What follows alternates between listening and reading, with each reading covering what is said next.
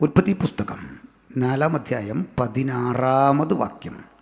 4:16 4:16. അങ്ങനെ കയീൻ യഹോവയുടെ സന്നിധിയിൽ നിന്ന് പുറപ്പെട്ട് ഏദന് കിഴക്ക് നോദ് ദേശത്ത് ചെന്ന് പാർത്തു. അങ്ങനെ കയീൻ യഹോവയുടെ സന്നിധിയിൽ നിന്ന് പുറപ്പെട്ട് ഏദന് കിഴക്ക് നോദ് ദേശത്ത് ചെന്ന് പാർത്തു. കയീൻ തന്റെ ഭാര്യയെ പരിഗ്രഹിച്ചു. അവൾ ഗർഭം ധരിച്ചു ഹാനോക്കിനെ പ്രസവിച്ചു. അവൻ ഒരു പട്ടണം പണിതു, ഹാനോക്ക് എന്ന് തന്റെ മകന്റെ പേരിട്ടു. നിൽക്ക്, ഇവിടുന്ന് വരാവുന്നൊരു ചോദ്യമാണ്, ഈ കയീൻ്റെ ഭാര്യ ആരാ എന്നൊരു ചോദ്യം. അതിനൊക്കെ ഉത്തരം പണ്ടേ നമ്മൾ പറഞ്ഞു കഴിഞ്ഞതാണ്. പക്ഷെ ചിലർ ശ്രദ്ധിക്കാത്ത അതിലും വലിയൊരു ചോദ്യം അവിടെ കിടക്കുന്നു.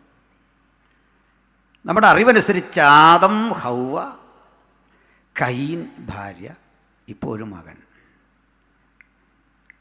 കൂടാതെ ശേത്തിനെ കൂടെ കൂട്ടിക്കോ, എല്ലാം കൂടെ കൂട്ടിയൊരു 6-7 പേര്. അടുത്ത വചനം പറയുക, കയീൻ ഒരു പട്ടണം പണിതു. 7 പേര് കൂടിയിട്ട് ഒരു പട്ടണം പണിയോ?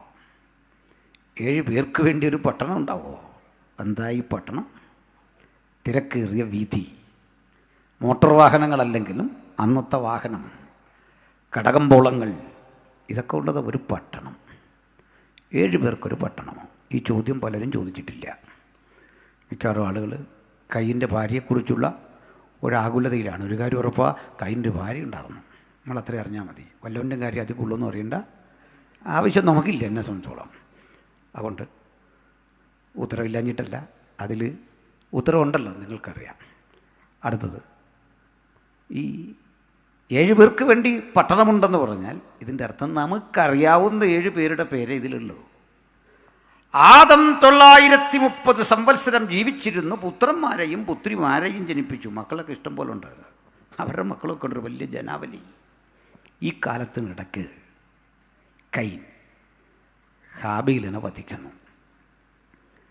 വധിക്കപ്പെട്ട ഹാബേലിൻ്റെ സ്ഥാനത്ത് പകരം ദൈവം ഒരു മകനെ കൊടുക്കുന്നു, ശേത്ത്. ഇനി അപ്പുറത്ത് കയീൻ യഹോവയുടെ സന്നിധിയിൽ നിന്ന് പോയി. അവനും ഒരു തലമുറയുണ്ടാകുന്നു. ആ തലമുറയിൽ കയീൻ്റെ മകൻ്റെ പേര് ഹാനോക്ക് എന്നാണ്. ഇതേ പേരുള്ള ഒരു ദൈവദാസനെ നമുക്കറിയാം. ആദാം മുതൽ 7-ാമനായ ഹനോക്ക്. ആ ഹനോക്ക് ഈ കയീനിലൂടെയല്ല, ശേത്തിലൂടെ. പേരൊരുപോലെ ഇരിക്കും, വ്യത്യാസമുണ്ട്. കയീനൊരു പട്ടണം പണിതിട്ട് ആ പട്ടണത്തിന് പേരിട്ടു തൻ്റെ മകൻ്റെ പേര് ഹാനോക്ക്. ഇതാണ് ചരിത്രത്തിലെ ആദ്യത്തെ നഗരം അല്ലെങ്കിൽ പട്ടണം. മനുഷ്യൻ സംസ്കാരം, നാഗരികത, സിവിലൈസേഷൻ എന്നൊക്കെ പറയുന്ന സംഭവ വികാസങ്ങളുടെ തുടക്കം കയീൻ്റെ വഴിയിൽ നിന്നാണ്. കയീൻ്റെ മകൻ്റെ പേരാണ് ആദ്യത്തെ പട്ടണത്തിന്. അതേസമയത്ത് ശേത്തിന് ജന്മം കൊടുത്ത ആദമിൻ്റെ വംശാവലിയിൽ ഒരു കാര്യം കാണുന്നു. ശേത്തിൻ്റെ കാലത്ത് യഹോവയുടെ നാമത്തിലുള്ള ആരാധന തുടങ്ങി. അപ്പോൾ ശേത്തിൻ്റെ കാലത്ത് യഹോവയുടെ നാമത്തിലുള്ള ആരാധന. അപ്പോൾ ഒരുവൻ പട്ടണം പണിതപ്പോൾ ഒരുവൻ യാഗപീഠം പണിതു. അതൊരു ചെറിയ കാര്യമാണ്. പട്ടണം എന്ന് പറയുന്നതും യാഗപീഠമെന്ന് പറയുന്നതും വലിപ്പം കൊണ്ടും സവിശേഷതകൾ കൊണ്ടും ആകർഷണീയത കൊണ്ടും വ്യത്യസ്തമാണെങ്കിലും അവർക്കെന്തു പറ്റി എന്ന് പഠിക്കണം. ശേത്തിൻ്റെ കാലത്ത് യഹോവയുടെ നാമത്തിലെ ആരാധന തുടങ്ങി. ആ തലമുറയിൽ ഒരു 7-ാമനെ കിട്ടി. ആ 7-ാമൻ്റെ പേര് ഹാനോക്ക് എന്നായിരുന്നു. അയാൾ പ്രാർത്ഥന മനുഷ്യനായിരുന്നു. അദ്ദേഹം പ്രവാചകനായിരുന്നു. അദ്ദേഹം ആത്മാവിൽ ദൂത് പ്രസംഗിച്ച ആളാണ്. മനസ്സിലായില്ലേ? നല്ലൊരു ദൈവദാസൻ. അല്ല ഗുമ്മിന് വേണ്ടി വായി വരുന്നെല്ലാം അടിച്ചുവിടുന്ന പ്രവാചകന്മാരുണ്ട്. നിങ്ങൾക്കറിയാമല്ലോ, ഞാനായിട്ട് എന്തിനാണ് പറയുന്നത്? ഇരിക്കട്ടൊരു ഗുമ്മ. ഇത്ര ഗുമ്മന്മാരൊന്നും ആയിരുന്നില്ല. നല്ല ആത്മാവിലെ ദൂത്. സ്തോത്രം. ഹാനോക്കിന് കുടുംബമൊക്കെ ഉണ്ടായിരുന്നു. ഹാനോക്ക് ദൈവത്തോടു കൂടെ നടന്നു, പുത്രന്മാരെയും പുത്രിമാരെയും ജനിപ്പിച്ചു. തലമുറയുണ്ടായിരുന്നു. അപ്പോൾ ഭാര്യ കൂടെയുള്ളത്, മക്കളുള്ളത്, പ്രജനനം നടക്കുന്നത്, അവരെ പോറ്റിപ്പുലർത്തുന്നത് ശുശ്രൂഷയ്ക്ക് തടസ്സമല്ലെന്ന് മാത്രമല്ല, അതൊരു പിൻബലമാണ്. ഹാനോക്ക് ദൈവത്തോടു കൂടെ നടന്നു. ദൈവം അവനെ എടുത്തുകൊണ്ടതിനാൽ മരണം കാണാതെ എടുക്കപ്പെട്ടവനെ കാണാതെയായി. വാസ്തവത്തിൽ ഇദ്ദേഹത്തെപ്പറ്റി ഒരല്പം കൂടെ ഇൻഫർമേഷൻ നമുക്ക് ബൈബിളിൽ തരേണ്ടതാണ്. അല്ലയോ ഉൽപ്പത്തിയുടെ ഗ്രന്ഥകാരനായ മോശ, ഞങ്ങൾക്ക് ഈ ഹാനോക്കിനെ പറ്റി ഒന്ന് അറിയണം. മരണം കാണാതെ എടുക്കപ്പെട്ട ഈ മനുഷ്യരിൽ വ്യാപരിച്ച ദൈവകൃപ എത്ര വലുതാ! അദ്ദേഹത്തെ ഒരു പ്രവാചകനാക്കി നിലനിർത്തുന്നതിൽ ഭാര്യയും മക്കളുമൊക്കെ വഹിച്ച പങ്കെത്ര വലുതാ! ഞങ്ങളുടെ മുമ്പിൽ അദ്ദേഹത്തെ പറ്റി കാര്യമായ ചരിത്രമില്ല. പിന്നെ കിട്ടുന്നൊരു പാസേജ് പുതിയ നിയമത്തിൽ യൂദ പറയുന്നതാണ്. ആദാം മുതൽ ഏഴാമനായ ഹാനോക്ക് ഇവരെക്കുറിച്ച് പ്രവചിച്ചു. ഇവർ നടത്തിയ ഭക്തിവിരുദ്ധമായ ആധാർമിക പ്രവൃത്തികൾ നിമിത്തം ഇവരെ ന്യായം വിധിപ്പാൻ കർത്താവ് 1000 വിശുദ്ധന്മാരുമായി വന്നിരിക്കുന്നു. ഈ ഒരു പ്രവചനം ഒഴിച്ചാൽ ഹാനോക്ക് എന്ത് ചെയ്തു എന്നും ഒരു പിടിയും കിട്ടുന്നില്ല. നമുക്ക് എക്സ്ട്രാ ബിബ്ലിക്കൽ തെളിവുകളുണ്ട്, അത്ര ആധികാരികമല്ലല്ലോ, അതുകൊണ്ട് മാറ്റിവെക്കാം. ഇനി ഹാബേലിൻ്റെ തലമുറയിൽ, ഹാബേൽ മരിച്ചെങ്കിലും പകരം കിട്ടിയ ശേത്തിൻ്റെ തലമുറയിലെ ഒരേഴാമനായ ഹാനോക്ക് ഇങ്ങനെ പ്രവചിച്ചപ്പോൾ പട്ടണം പടുത്തുയർത്തിയ ഈ കയീൻ്റെ തലമുറയ്ക്ക് എന്തു പറ്റി ഒന്ന് പഠിക്കണം. അത് ഉൽപ്പത്തിയിലുണ്ട്. ഹാബേലിനെപ്പറ്റി ഒന്നും എഴുതാ, ഹാനോക്കിനെപ്പറ്റി കാര്യമായി എഴുതാതെ വിട്ട ഗ്രന്ഥകാരൻ കയീൻ്റെ കുടുംബചരിത്രം നന്നായിട്ടങ്ങ് എഴുതി. വായിക്കാം, ഇപ്പോൾ വായിച്ചതിൻ്റെ ബാക്കി. ഹാനോക്ക് എന്ന് തന്റെ മകന്റെ പേരിട്ടു. ഹാനോക്കിന് ഈരാദ് ജനിച്ചു. ഈരാദ് മെഹുയേലിനെ ജനിപ്പിച്ചു. മെഹുയേൽ മെതുശയേലിനെ ജനിപ്പിച്ചു. അല്ലല്ലോ, മെതുശയേലിനെ. മെതുശയേൽ ലാമെക്കിനെ ജനിപ്പിച്ചു. അവിടെ നിൽക്കുക. കണക്കെണ്ണി വന്നാൽ ഇവനാണ് ഈ തലമുറയിലെ ഏഴാമൻ. പിടികിട്ടിയോ? കയീന്റെ മകൻ ഹാനോക്ക്, ഹാനോക്ക് ഈരാദിനെ ജനിപ്പിച്ചു. ഈരാദ് മെഹുയേലിനെ ജനിപ്പിച്ചു. മെഹുയേൽ മെഹൂശലേഖിനെ ജനിപ്പിച്ചു. മെഹൂശലേ ലാമെക്കിനെ ജനിപ്പിച്ചു. 2 ഏഴാമന്മാർ, 2 ഒരേ കാലഘട്ടത്തെ ജീവിച്ചിരുന്ന 2 കൊച്ചുമക്കൾ, 7ാം തലമുറയിലെ 2 കൊച്ചുമക്കൾ. അപ്പോഴും ആദം ജീവിച്ചിരിപ്പുണ്ട് കേട്ടോ. ഈ കാലത്തും ആദം ഉൾപ്പെടെ നിലനിന്നിരുന്ന പൂർവികരെ ഇവരുടെ ഒരു കാഴ്ച കണ്ടു, ഒരു പ്രവൃത്തി, ഒരു രീതി കണ്ടു. എന്താ അത് നോക്കാം. അയാൾ എന്ത് ചെയ്തു? വായിച്ച്. ലാമെക്ക് 2 ഭാര്യമാരെ എടുത്തു. ഭയങ്കരമായിപ്പോയി. 7ാം തലമുറയിൽ ഒരു ഹാനോക്ക് പ്രവചനം തുടങ്ങിയപ്പോൾ ലാമെക്ക് 2 ഭാര്യമാരെ എടുത്തു. മനസ്സിലായോ? അങ്ങനെ ഈ മാനവരിൽ മഹോന്നതൻ എന്നൊക്കെ പറയുന്ന ആളുകളുടെ ആരംഭം ഇവിടെ നിന്നാണെന്ന് എനിക്ക് തോന്നുന്നു. 2 ഭാര്യമാരെ എടുത്തു. ഒരുത്തിക്ക് ആദ എന്നും മറ്റവൾക്ക് സില്ല എന്നും പേർ. കണ്ടോ, മാന്യമായിട്ട് ജീവിച്ചവൻ്റെ ഭാര്യയുടെ പേരും ഇല്ല, കുഞ്ഞുങ്ങളുടെ പേരും ഇല്ല. ഈ ഉൽപ്പത്തിയുടെ ഗ്രന്ഥകാരൻ എന്ത് പറ്റി? ഒരുത്തന് 2 ഭാര്യമാർ, അവരുടെ പേര് ആദ എന്നും സില്ല എന്നും 2 പേർ. പിന്നെ വായിക്കാം. ആദ യാബാലിനെ പ്രസവിച്ചു. കണ്ടില്ലേ, ആ പിള്ളേരുടെ പേര് വരെ ഉണ്ടെന്ന്. പ്രാർത്ഥിച്ച് ഈ പാവം മനുഷ്യനെ ദൈവസന്നിധി നിലനിർത്തി ആ കുഞ്ഞുങ്ങളുടെ പേരും ഇല്ല. ചിലപ്പോൾ ഞാൻ ബൈബിൾ വായിച്ചിട്ട് ഓർക്കാറുണ്ട്, 5 അപ്പവും 2 മീനും കൊടുത്ത ചെറുക്കൻ്റെ പേര് എഴുതേണ്ടതായിരുന്നു. നയമാൻ്റെ അടുത്ത് ചെന്ന്, ഇവിടെ ഇങ്ങനെ പ്രശ്നമുണ്ട്, നയമാനെ അടുത്ത് ചെന്നിട്ടൊരു പ്രവാചകനുണ്ടെന്ന് പരിചയപ്പെടുത്തിയ ആ ഹോം നേഴ്സിൻ്റെ പേര് എഴുതേണ്ടതാണ്. എഴുതിയില്ല. പക്ഷേ ഈ മനുഷ്യൻ ഈ പിള്ളേരുടെ പേരെല്ലാം എഴുതി വച്ചിരിക്കുക.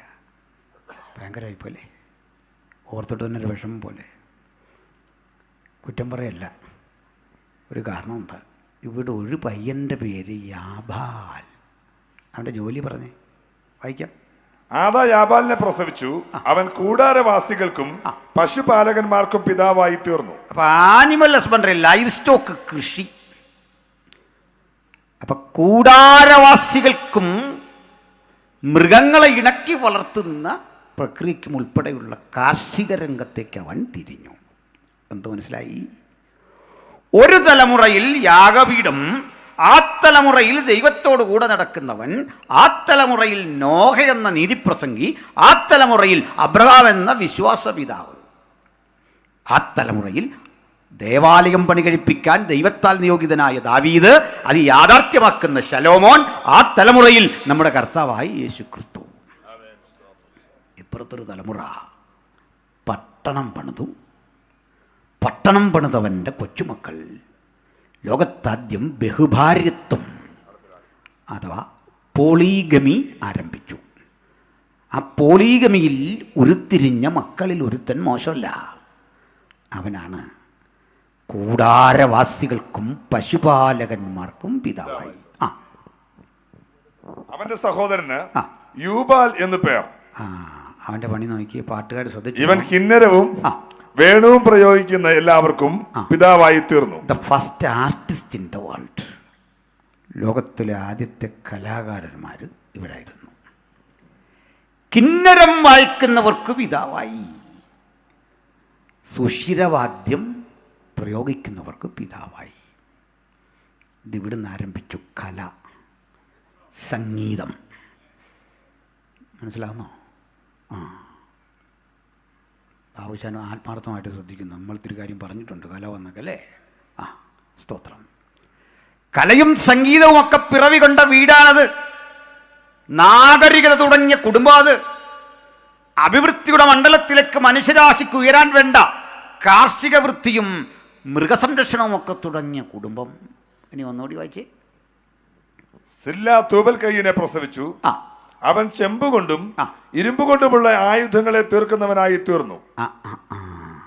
അല്ല, ഒന്നാം തരം ആയുധം, സൂപ്പർ പാര മുതലായ സകല ആയുധങ്ങളും തീർക്കുന്നവർക്ക് പിതാവ്. വടിവാളും അങ്ങനെ സകല ആയുധവും. ഒരു വീട്ടിലൊരു അപ്പൻ്റെ 3 മക്കളാ. ഒരുത്തൻ ഭയങ്കര കൃഷി, കന്നുകാലിയെ ഇണക്കി വളർത്തുക. അടുത്ത റൂമിലേക്ക് എന്നാൽ ഇങ്ങനെ സുഷിരവാദ്യം വായിക്കുക, കിന്നരം മിട്ടുക. അടുത്ത സ്ഥലത്തേക്ക് എന്നാൽ ആയോധന കലയാണ്. സിംഹവടിവിൽ നിവർന്ന്, സിംഹത്തഞ്ചം പിടിച്ച്, ഗജവടിവിൽ അമർന്ന്, ഇങ്ങനെയുള്ള ഒത്തിരി അഭ്യാസത്തിൻ്റെ കലകളും ശീലങ്ങളും കൊണ്ട് അപ്പുറത്ത്. എന്തൊരു വീടാന്നോർത്തേ. ഇനിയാണ് ഞെട്ടിപ്പിക്കുന്ന അടുത്തൊരു യാഥാർത്ഥ്യം. വായിച്ചേ. തൂബൽകൈയിന്റെ പെങ്ങൾ നയമ ലാമെക്ക് തന്റെ ഭാര്യമാരോട് പറഞ്ഞത്. ആ പെൺകുട്ടിയുടെ ജോലി ഒന്നും അവിടെ പറയുന്നില്ല, വിട്ടേക്ക്. അടുത്തത്. ആദയും സില്ലയുമായുള്ളവരെ നിൽക്ക. ഈ മനുഷ്യൻ്റെ ഒരു ദിവസം ഭാര്യമാരെ അടുത്ത് വിളിച്ചു. ഒരു പാട്ട്. അത് പാട്ടാണെന്നറിയുന്നത് ബൈബിളിൽ അതിൻ്റെ രീതികൾ പാട്ട് പോലെയാണ്, ആലപിച്ചാലും പാട്ട് പോലെയാണ്. ഹീബ്രുവിൽ കറക്റ്റ് അത് പാട്ട് തന്നെയാണ്. അപ്പോൾ ഭാര്യമാരെ വിളിച്ചു പാടുന്ന പാട്ടാണ് ലോകത്തിലെ ആദ്യത്തെ കവിത, ആദ്യത്തെ പാട്ട്, ഫസ്റ്റ് പോയട്രി. ഈ വീടിനെപ്പറ്റി ആലോചിച്ച് നോക്കിക്കേ. എന്തൊക്കെയുണ്ട്? പട്ടണം തുടങ്ങി, കല ആരംഭിച്ചു, കാർഷിക വൃത്തി തുടങ്ങി, പിന്നെ സംഗീതം ആരംഭിച്ചു, ആയുധം രാഗിമിനുക്കി അവരനെ ആക്രമിക്കുന്ന പ്രതിരോധം തീർത്തു. ഇപ്പോഴിതാ സംഗീതം. മനോഹര കവിത. കവിതയിലെ വരികളിലൂടെ പോകാം, വായിക്കാം. ആദയും സില്ലയുമായുള്ളവരെ എന്റെ വാക്ക് കേൾപ്പീൻ. ആദയും സില്ലയുമായുള്ളവരെ എന്റെ വാക്ക് കേൾപ്പീൻ. ലാമെക്കിൻ ഭാര്യമാരെ എന്റെ വചനത്തിന് ചെവി തരുവീൻ. എന്റെ മുറിവിന് പകരം ഞാനൊരു പുരുഷനെയും, എന്റെ മുറിവിന് പകരം ഞാനൊരു പുരുഷനെയും, എന്റെ പരിക്കിന് പകരം ഒരു യുവാവിനെയും കൊല്ലും. അമ്പള. എന്താ ഈ പാട്ടിൻ്റെ അർത്ഥം? എന്തിനാണാവോ ബൈബിളിൽ എഴുതി വെച്ച് ഇവനാരാൻ്റെ കൊല്ലുമെന്ന്? ഇത് വേണമായിരുന്നു. ഇത് വായിച്ചിട്ട് വല്ല ചൈതന്യം ഉണ്ടോ? വല്ല ആനന്ദമുണ്ടോ? ഒരു അധ്യായം മുഴുവൻ ഇവൻ്റെ കൊല, അവൻ്റെ വീട്, അവൻ്റെ പട്ടണം, അവൻ്റെ ഭാര്യ. അവസാനം പറയുകയും പറഞ്ഞു നിർത്തുക, കൊല്ലും. ബൈബിളിൽ രേഖപ്പെടുത്തിയ ആദ്യത്തെ കവിതയിലുണ്ടൊരു കൊലയുടെ മണം, ഒരു രക്തഗന്ധം. ഇതെവിടുന്ന് വന്നെന്നറിയണ്ടേ? ഇവനെ തുടങ്ങിയല്ല, വല്യപ്പൻ കൊന്നു തുടങ്ങി. 6-ാം തലമുറയുടെ കയ്യിലേക്ക് വരുമ്പോൾ അതിന് വീര്യം കൂടിയിട്ട് പറയുക, ഇനിയും കൊല്ലും. കൊല പരാജിതൻ്റെ ആയുധമാണ്. ആയുധം പരാജയപ്പെട്ടവൻ്റെ ആയുധം തന്നെയാണ്. ജയിച്ചവൻ മരിച്ച് ജയിച്ചവനാണ്. ഹല്ലേലൂയ. ഇന്ന് രാത്രി ഏത് ആയുധവും കണ്ടിട്ട് ഭക്തൻ പറയണം, നിനക്കെതിരെ വരുന്ന ഒരായുധവും ഫലിക്കയില്ല. ഹല്ലേലൂയ. അപ്പോഴേ ജയാളിയായവൻ ഇത്തരം ആയുധങ്ങളെ നേരിട്ട് അതിൻ്റെ മുഴുവൻ ശക്തിയെയും കാൽവട കൊലമരത്തിൽ ആത്യന്തികമായി തകർത്ത് ശത്രുപക്ഷത്തെ തോൽപ്പിച്ച് ജയമെടുത്തൊരു ചരിത്രം എനിക്കും നിങ്ങൾക്കും ആവേശം പകരാൻ ഇന്ന് രാത്രി ഉണ്ടെങ്കിൽ ഈ പ്രഭാഷണത്തിന്റെ ആമുഖമായി അവനെ തീർത്തിക്കൊണ്ട് ഞങ്ങൾ വിളിച്ചു പറയട്ടെ, മറ്റൊരുത്തലും രക്ഷയില്ല. നാം രക്ഷിക്കപ്പെടുവാൻ ആകാശത്തിന് കീഴിൽ മനുഷ്യരുടെ ഇടയിൽ നൽകപ്പെട്ട വേറെ ഒരു നാമവും ഇല്ല. സ്തോത്രം. അതുകൊണ്ട് ഇവൻ പാടി നിർത്തുക. കയ്യിന് വേണ്ടി 7 ഇരട്ടി പകരം ചെയ്യുമെങ്കിൽ, കയ്യിന് വേണ്ടി 7 ഇരട്ടിയാണ് പ്രതികാരമെങ്കിൽ, ലാമെക്കിന് വേണ്ടി 77 ഇരട്ടി പകരം ചെയ്യും. എന്തൊരു മനുഷ്യനാ! എത്ര ബൈബിൾ പഠിച്ചാലും, എവിടെ പെൻഡറ്റുക്ക് പഠിച്ചാലും, ഏത് വ്യാഖ്യാനം എടുത്താലും ഇതിന് ഉത്തരം കിട്ടത്തില്ല. ഈ വ്യാഖ്യാതാക്കൾക്കൊരു പ്രത്യേകതയുണ്ട്. ഈ രക്ഷ നഷ്ടപ്പെടുവോ ഇല്ലയോ എന്നൊക്കെ ചോദിച്ചെഴുതിയ നല്ല പുസ്തകമുണ്ട്. അന്യഭാഷ നിന്ന് പോയോ എന്നൊക്കെ ചോദിച്ചെഴുതുന്നുണ്ട്. ഉത്തരം കിട്ടാതെ വിഷമിക്കുമ്പോൾ ഒരു കാച്ച വിസ്താരഭയത്താൽ വിട്ടുകളയുന്നു. വിസ്താരഭയമൊന്നും അല്ലത്, അത് ഭയമാണ്, ശരിക്കുമുള്ള ഭയമാന്നേ. എന്നിട്ട് വിസ്തരിച്ചുകൊണ്ട് ഭയം വരുമോ? 1400 പേജ് എഴുതി വേറെ കാര്യമില്ല എഴുതിയിട്ടേ കാര്യത്തോടെടുക്കും പറയാം വിസ്താരഭയത്താൽ അത് കൈവച്ചാൽ മതി. ചില ആൾ പറയില്ല, എൻ്റെ സാക്ഷി ഇന്നും നാളെ എന്നും പറഞ്ഞാൽ തീരുകയില്ല. ഇവനെ കൊണ്ട് ഇവിടെ നിർത്തണം, പറയാൻ പറയണം, ഞങ്ങൾ പോകുന്നില്ല. മനസ്സിലായില്ലേ? നീ അങ്ങ് പറഞ്ഞ് തീർക്ക്. ഇത് കേട്ട് കേട്ട് കേട്ടും മടുത്തു.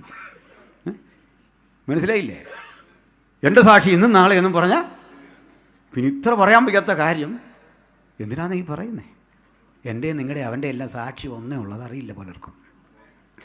പൗലോസിൻ്റെ സാക്ഷി, എൻ്റെ സാക്ഷി, നിങ്ങളുടെ സാക്ഷി, എല്ലാവരുടെ സാക്ഷ്യത്തിൻ്റെ വില യേശുവിൻ്റെ രക്തമാണ്. ഒറ്റ വില. പൗലോസ് അതിലൂടെ ഇങ്ങനെ ചുരുക്കി, അറിയാതെ ചെയ്യുകയാൽ എനിക്ക് കരുണ ലഭിച്ചു. ഇതാ സാക്ഷി. അപ്പോൾ വിടാം, നമുക്കിവനെ പിടിക്കണം. ബൈബിൾ മുഴുവൻ വായിക്ക്, നമുക്ക് ഇതിന് ഉത്തരം കണ്ടെത്തണം. ക്രിമിനോളജി പഠിച്ചവരൊക്കെ ഉണ്ടെങ്കിൽ ഇതാരെ കൊല്ലുമെന്ന് ഇവൻ പറഞ്ഞ് ഇവൻ കൊന്നോ ഈ കാര്യമൊക്കെ അറിയാം. വളരെ ബന്ധപ്പെട്ട് ഇവൻ്റെ ശബ്ദം, സാഹചര്യ തെളിവുകൾ ഒക്കെ വെച്ച് പഠിച്ചപ്പോൾ മനസ്സിലായി ഇവൻ ടാർഗറ്റ് ചെയ്ത് ആരെയാണെന്നറിയണ്ടേ. പറയാം, ഇവനെ അക്ഷരാർത്ഥത്തിൽ കൊലപ്പെടുത്താൻ കഴിയുന്ന മനുഷ്യരൊന്നും അവിടെ ഇല്ലെന്നേ. അവൻ കരുത്തനാ, അവൻ്റെ മകൻ കരുത്തനാ. അവൻ്റെ മകൻ്റെ പക്കൽ ആയുധമുണ്ട്. ആയുധം കയ്യിലെന്തൊരു മകൻ്റെ അപ്പനെ അങ്ങനെ വന്നൊന്നും ആക്രമിച്ചു കൊല്ലാൻ വയ്യ. അപ്പോൾ ഈ മുറിവെന്താ? ഒരക്ഷരാർത്ഥ മുറിവല്ല. ഈ മുറിപ്പെടുത്തിയവൻ ആരാന്നറിയണ്ടേ? സമകാലികനായി മറ്റൊരു മനുഷ്യൻ അവിടെ ജീവിച്ചിരിപ്പുണ്ട്. ആ മനുഷ്യൻ പറഞ്ഞു, ഇവർ അഭക്തിയോടെ ചെയ്ത ഭക്തിവിരുദ്ധമായ നിഷ്ഠൂര പ്രവൃത്തികൾ നിമിത്തം നിന്നെ ന്യായം വിധിക്കാൻ ഇതാ കർത്താവ് 1000 വിശുദ്ധന്മാരുമായി വന്നിരിക്കുന്നു. ആത്മാവിൽ കർത്തൃസാന്നിധ്യം കണ്ടറിഞ്ഞ പ്രവാചകൻ ദൂതറിയിച്ചപ്പോൾ ദൂതൽപ്പിച്ച മുറിവില് ലജ്ജിച്ച് അപമാനിതനായ ഇവൻ വിളിച്ചു പറയാ, ഞാൻ കൊല്ലും. ആരെ? ആത്മനിറവുള്ളവനെ, ദൂതുള്ളവനെ, കർത്തൃസാന്നിധ്യം കണ്ടവനെ 1000 വിശുദ്ധന്മാരുമായി ന്യായവിധിക്ക് വരുന്ന കർത്താവിനെ ഹൃദയത്തിൽ കണ്ടവനെ നോക്കി പറയാ, നിന്നെ കൊല്ലും. ഉപയോഗിക്കപ്പെടുന്ന ദൈവദാസന്മാരെ ജയിലറയിലിടുമ്പോൾ, അവർക്കെതിരെ ആയുധം പ്രയോഗിക്കുമ്പോൾ, അവരെ ഉന്മൂലനം ചെയ്യാൻ വേണ്ടി തയ്യാറെടുക്കുമ്പോൾ 1000 വിശുദ്ധന്മാർ അവരുടെ അകമ്പടി സേവിച്ചുകൊണ്ട് ധന്യനായ ഏകാധിപതി, താൻ മാത്രം അമർത്യതയുള്ളവൻ, അടുത്തുകൂടാതെ വെളിച്ചത്തിൽ വസിക്കുന്ന ദൈവത്തിന്റെ സാന്നിധ്യം കണ്ട അവർ ഇഹത്തിൽ നിന്ന് വിട്ടുപോകുന്നത്. ഹല്ലേലൂയ, സ്തോത്രം. ഗ്രഹാം സ്റ്റെയിൻസും തിമോത്തിയും ഫിലിപ്പും മരിച്ചു വീഴുന്ന രംഗം നമ്മൾ നേരിട്ട് കണ്ടാൽ നമുക്കും വേദന വരും. നമ്മളറിഞ്ഞതിൻ്റെ അപ്പുറത്ത് ഒരർത്ഥം അതിനുണ്ട്. ആദരനായ പി ജി വരസങ്കിൾ എൻ്റെ ചെറിയ വീട്ടിൽ വന്നു. ആ വന്ന ദിവസം ജാനുവരി 22 സ്റ്റെയിൻസിനെ കൊന്ന ആ ദിവസമാണ്. അപ്രതീക്ഷിതമായി ചില കാര്യങ്ങൾ ഞങ്ങൾക്ക് സംസാരിച്ചുടൻ ഞാൻ പറഞ്ഞു, അങ്കിൾ, നമ്മളിന്ന് കൂടി കാണുമ്പോൾ ഈ ദിവസത്തിൻ്റെ പ്രത്യേകതയുണ്ട്. 25 വർഷങ്ങൾക്ക് മുമ്പ് ഒറീസയിൽ 2 പിഞ്ചോമനകളും ആ പ്രിയപ്പെട്ടനും മരിച്ചു. അദ്ദേഹം ആ ലൈവ് വീഡിയോയിലൊരു കാര്യം പറഞ്ഞു. സ്റ്റെയിൻസിനെ അതിശക്തമായ വിധത്തിൽ പിടിച്ചു കുനിച്ചു നിർത്തി കയ്യിലൊരു കഠാരയെടുത്ത് പുറത്തും അകത്തും കുത്തി വലിച്ചു. ഞാൻ പറഞ്ഞ, നോ അങ്കിൾ, ബാൻ ചെയ്യല്ലേ. അദ്ദേഹം പറഞ്ഞല്ല, കുത്തി മുറിവേൽപ്പിച്ച് അങ്ങനെ ചുടുരക്തം ഒറീസയുടെ മണ്ണിലൊഴുക്കി. അത് കണ്ടിരിക്കുക കുഞ്ഞുങ്ങൾ രണ്ടും അകത്ത്. ജീപ്പിൽ നിന്ന് പുറത്തു വരാൻ വയ്യ. എന്നിട്ടാ പെട്രോൾ ഒഴിച്ച് കത്തിക്കുന്നേ. പുറത്തേക്ക് ചാടുവാൻ വെമ്പിയ കുഞ്ഞുങ്ങളെ തൃശൂലം കൊണ്ട് കുത്തിയെടുത്ത് തിരിച്ച് തീയിലിട്ട് കത്തിക്കുമ്പോൾ ഞങ്ങളുടെ ആവേശത്തിനൊന്നും ഒരു കുറവില്ല. ഇതും കൊണ്ടൊന്നും ഞങ്ങൾ പിന്തിരിഞ്ഞോടില്ല. ഇന്ന് രാത്രി ദൈവത്തിൻ്റെ വചനം കേൾക്കുന്ന സഹോദരീ സഹോദരന്മാർക്കുള്ളിൽ തുടിക്കുന്ന യേശുവിൻ്റെ രക്തം സിരാനരമ്പുകളിൽ ഒഴുകുന്ന ചില കുഞ്ഞുങ്ങളെങ്കിലും പറയട്ടെ, ഞങ്ങൾ പിന്തിരിഞ്ഞോടൂല. എവിടെ അവർ വീണ് മരിച്ചോ അവിടെ നിന്ന് പ്രസംഗിക്കാൻ ഒരവസരം തരണമേ. പ്രാർത്ഥിച്ചാട്ട മക്കൾ. എന്തു പറ്റി? നിങ്ങൾക്ക് തോന്നുന്നുണ്ടോ അവർ മരിച്ചു വീഴുമ്പോൾ നിസ്സഹായരാണെന്ന്? ഇല്ല. 1000 വിശുദ്ധന്മാർ, കോടാനുകോടി ദൂതഗണങ്ങൾ, സുസ്മേരവരതനായി യേശുവിൻ്റെ സാന്നിധ്യം അവർ കണ്ട് വിട്ടു പിരിഞ്ഞു ക്രിസ്തുവിനോട് കൂടെ. ഈ അനുഭവം അത്. അതുകൊണ്ടേ നാളെ എനിക്കും നിങ്ങൾക്കുമെതിരെ ഒരു പീഡ വന്നാലും പേടിക്കാനൊന്നുമില്ലെന്ന്. ഒരു ഭയത്തിൻ്റെ ആവശ്യമില്ല. നമുക്ക് പറയാം, ഏത് ജയിലിലിട്ടാലും കനത്തായുധം വീശിയാലും ഞങ്ങൾ പിന്തിരിഞ്ഞോടാതെ അങ്ങയെക്കുറിച്ച് പാടും, അങ്ങയെക്കുറിച്ച് പ്രസംഗിക്കും, അവസാന ശ്വാസം വരെ അങ്ങയ്ക്ക് വേണ്ടി ധീരം നിൽക്കും. ഹല്ലേലൂയ. അപ്പോൾ പ്രയോജനപ്പെടുന്ന ദൈവവൃത്തനായ ഹാനോക്കിനെ കുറിച്ച് ഈ ലാമേക്ക് പറയാം, ഞാൻ അവനെ കൊല്ലും. നമ്മൾ കണ്ടോ കൊല്ലും നിർത്തം പറഞ്ഞാൽ നമ്മൾ മിനിസ്ട്രി ഒന്നും നിർത്തണ്ട. പലരും എന്നോട് പറഞ്ഞിട്ടുണ്ട് കൊല്ലുമെന്ന് പറഞ്ഞ പോലെ പലരും എത്രയോ പേര് നമ്മൾ പറഞ്ഞിട്ട് പരിഗണിക്കുമെന്ന്. ഇത് രണ്ടും നടക്കുകയല്ല, ഓർത്തോണം.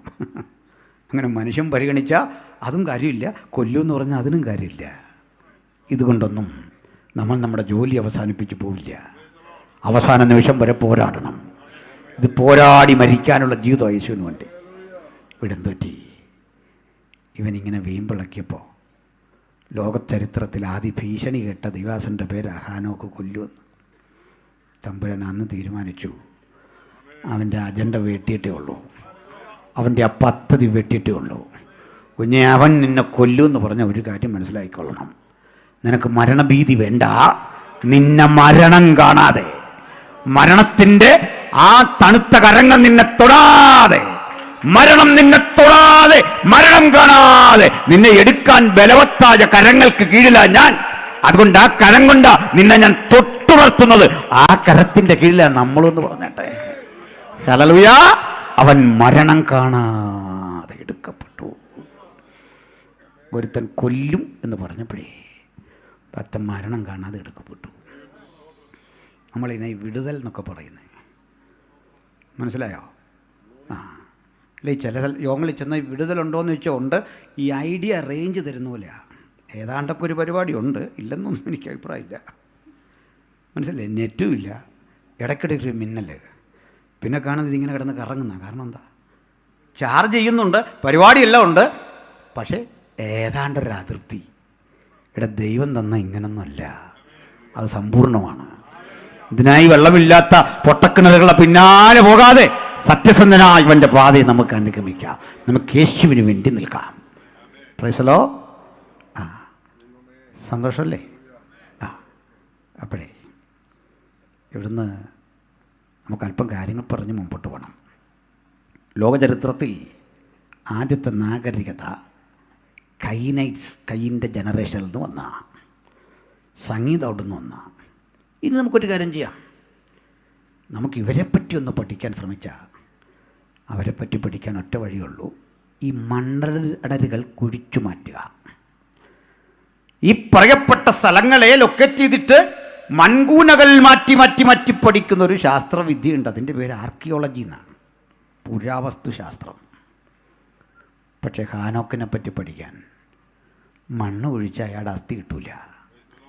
സംഗീതോപകരണങ്ങളുടെ ബാക്കി നിങ്ങൾക്ക് കിട്ടും. യാബാലിൻ്റെ അദ്ദേഹം ഇണക്കി വളർത്തിയ മൃഗങ്ങളുടെ ചരിത്രം നിങ്ങൾക്ക് കിട്ടും. അതിന് മണ്ണടരുകൾ കുഴിച്ച് കുഴിച്ച് താഴോട്ട് പഠിക്കണം. ഇനിയേ മറ്റവനുപയോഗിച്ച മാരകായുധങ്ങളുടെ അവശിഷ്ടം നിങ്ങൾക്ക് കിട്ടണോ, താഴേക്ക് പഠിക്കണം. ഹാനോക്കിനെക്കുറിച്ച് അറിയണോ, ഉയരത്തിൽ അവൻ്റെ സ്ഥാനം, മുകളിലേക്കാണ് പഠനം പോകുന്നത്. ഒരു ഗവേഷണത്തിനും ബാക്കി വെക്കാതെ ഭക്തൻ എടുക്കപ്പെട്ടു, ദൈവത്തിൻ്റെ കരങ്ങളിൽ സുരക്ഷിതനാണ്. ഹല്ലേലൂയ. അതൊരു മിസ്റ്ററിയാണ്, മാറിയിരിക്കട്ടെ. ഇനി അവസാനം സുവിശേഷം പറയാൻ ഹാനോക്ക് വരുമോ മോശ വരുമോ എന്നൊക്കെ പറഞ്ഞ് വലിയ പ്രശ്നങ്ങൾ നടക്കാം. ആ പ്രശ്നം തുടരട്ടെ. നമ്മളിനി അതിൻ്റെ പേരിൽ തൽക്കാലം ഹാനോക്കിനെ ക്ഷണിക്കണ്ട. അദ്ദേഹത്തിൻ്റെ വഴിക്ക് പോട്ടെ. ഒരു കാര്യം ഉറപ്പാണ്, നമ്മൾ ഈ അടി വെക്കുന്നില്ലെന്നും അവർക്ക് വലിയ ഇൻട്രസ്റ്റ് ഇല്ല. അദ്ദേഹം വേറൊരു ലോകത്താണ്. സ്തോത്രം. അതേല്ലാം ആശു പറയും, നിങ്ങൾ എൻ്റെ പേരിൽ കിടന്ന് ഈ അടി വെക്കേണ്ട ഒരു കാര്യമില്ലായിരുന്നു. ദൈവത്തിന് എന്നെക്കുറിച്ചുള്ള പദ്ധതികളൊക്കെ നടന്നു. ആമേൻ. ഇനിയേ ഒരു കാര്യം മനസ്സിലാക്ക്, ഈ കയ്യിൽ ആരംഭിച്ച പട്ടണം എവിടെ? മണ്ണിനടിയിൽ പോയി.